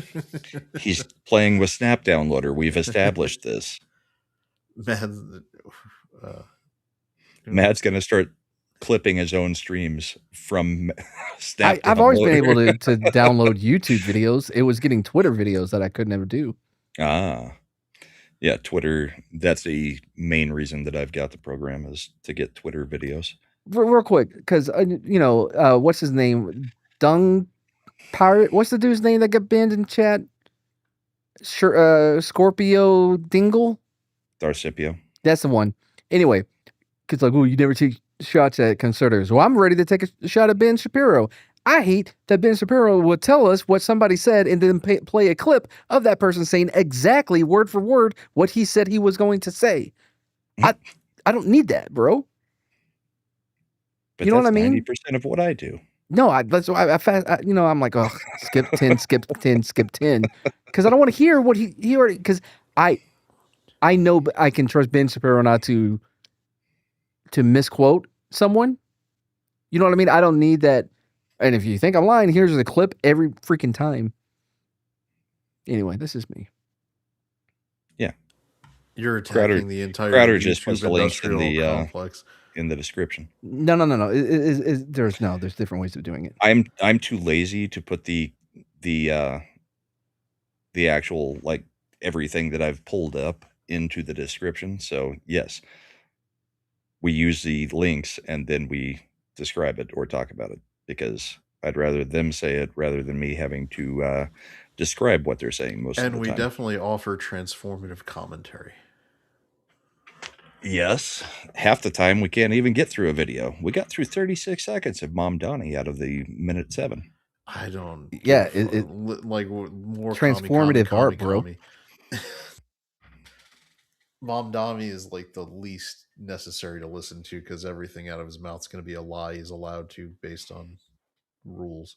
Which is what we were going to get into, because yes, that's exactly what he was trying to say is, yeah, we're peaceful and we just immigrate to places. We don't actually do anything. And it's like, yeah, then you outbreed, because at this point you're not able to out military. So you just outbreed wherever you go and then take over. Mom Donnie is like fucking Longshanks in Braveheart, and he's like, the problem with New York is it's full of New Yorkers. It's full of New Yorkers, except it's really not, because in the last election we found out that like 60% of the vote was from legal immigrants and illegal immigrants. Well, who knew that Longshanks was right and that he was playing the longest game, man? It's time to invoke Prima Nocta. Yeah, we'll just breed them out there. That's how you're gonna win.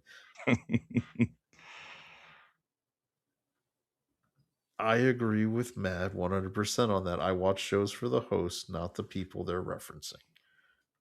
Yeah. Which is different than when we're talking about, mad fapping someone, right? If you're doing a reaction video to a video, that's entirely different than saying, so the secretary of blah, blah, blah said da, da, da, da, da, and then play the clip of him saying da, da, da, da. That's entirely different. Which is, by the way, for those who haven't watched Mad shows recently, where we mad fapped the Redditor from Brian? You guys keep going. I'll be right back. Oh, now we have to keep going? I can end it. I got control. I have a control too. I can hit the button. But I guess we'll keep going though, because now we can talk football though. Kubiak took the Raiders job. Yeah, I saw that. We're probably going to franchise tag Pickens. which I already kind of knew. There's a lot of money. I mean, what's the franchise tag worth on wide receivers? It's the average of the top 3 wideouts, right? So there's going to be a lot of restructuring, right? I mean, CeeDee Lamb's already said he came out and was like, "Yo, I will restructure my shit immediately. We got to keep, GP." Dak saying the same thing. There's a lot of money that we can, that we can cut, depending on the players. I don't know, man. I want to see a massive change to the defense, in the secondary mostly. I am so optimistic about the Giants' chances in the NFC East next year. It's awesome. In the NFC, whose chance in the NFC East? The Giants, because the Eagles can't find coaches who will even want to work with them. Yeah. Oh, I agree with you 100%. There's only one problem. You're still in our division. RG3 Part 2.0 is sitting there with Jaden Daniels is turning into RG3 all over again. There's another team you're missing. I don't worry about them. The Giants always win. Against the Cowboys? Minutes. Yeah. Seconds even. Dak owns the NFC East. Are you really? Did they win you Delulu tonight, yo. You capping. Did they win it last year? I forgot when they made the playoffs. No. We're talking about you got to win your division first off. Before, you know what I mean? If you want to start talking about that. Night copy. Matt, if you have the power to end it, that means you're in on your collaborator link. Yeah. Which means you can upload the new outro. Yeah, I'm going to do a new song. I didn't like that one.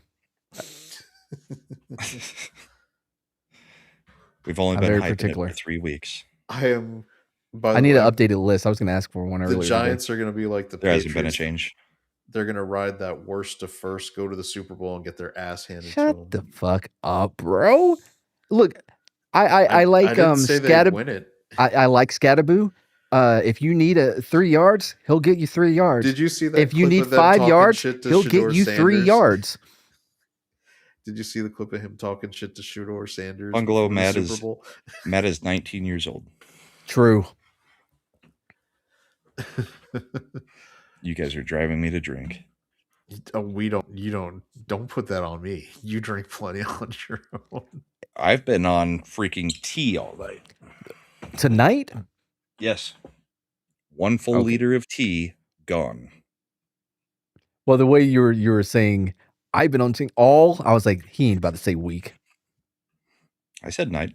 I know. I was on tea most of last night too. I was still highly coherent when I did your outro last night. Were you? Yes. All right. Well, you ready to go? All his lingo is youth oriented. Yep. For real. Dead ass. No cap. You Delulu if you think Mad is not a man of the young people. Skibbity bye. Eric, he drinks red gun tea. Tea of true conservative. It's the most conservative tea on the market. It's made with freedom, liberty, and a Southern draw. I think you should make up a batch of red gun tea for real to take to the next meetup you go to. Oh, I don't know. That feels kind of awesome. Weird. Yeah, but they'll trust you if I'm the one giving them glasses of it because I didn't even think about that. Comes and drinks whatever bourbon I've got in the trunk of the car at the meetup. You're gonna get Keri to take some pictures with some red gun tea bottles. Get all these people to take red gun.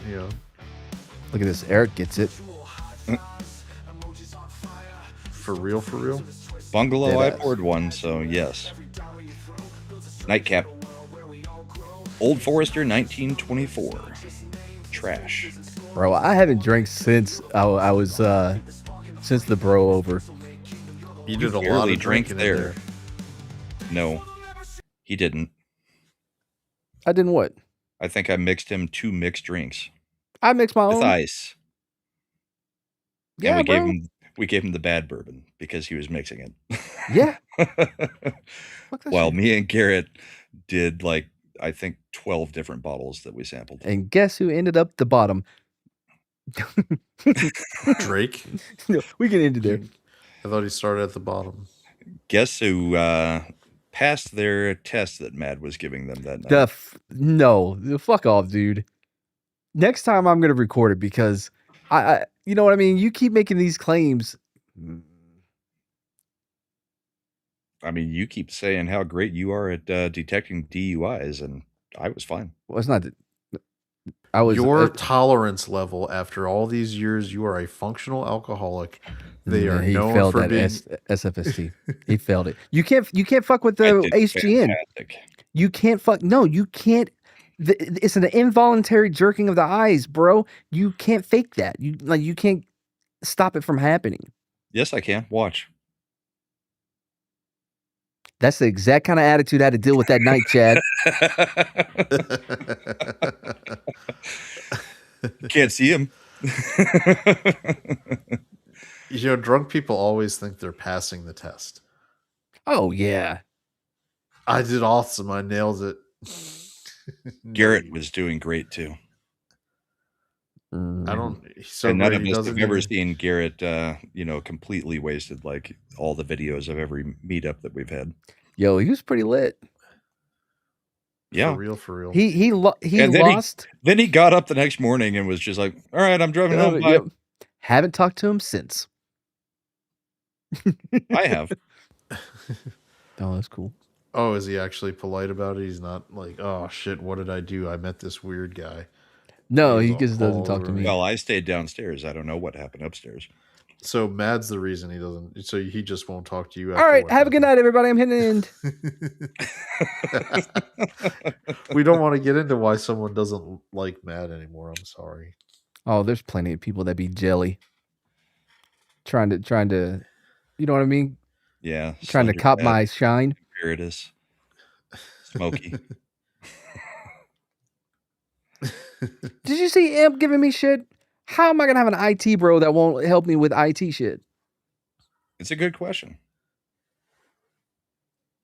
But you also asked him how to set up a server on Dune, and he doesn't have the game. Okay. Well, wouldn't the concepts be carrying over regardless of game? Right? I would. I'm on Mad's side on this one. Do you think Mad knows how to share his screen so that Imp can walk through it? He's walked me through how to share it.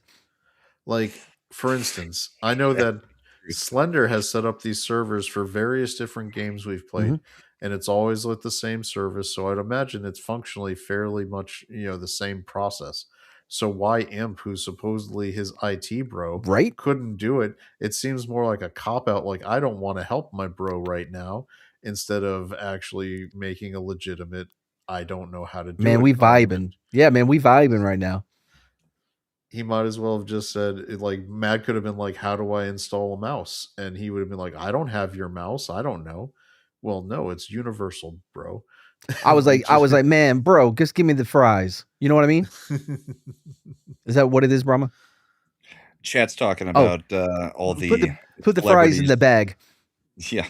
Chat's talking about all the celebrities that have left for other countries and then are making their way back. They don't sell their properties here, Chat.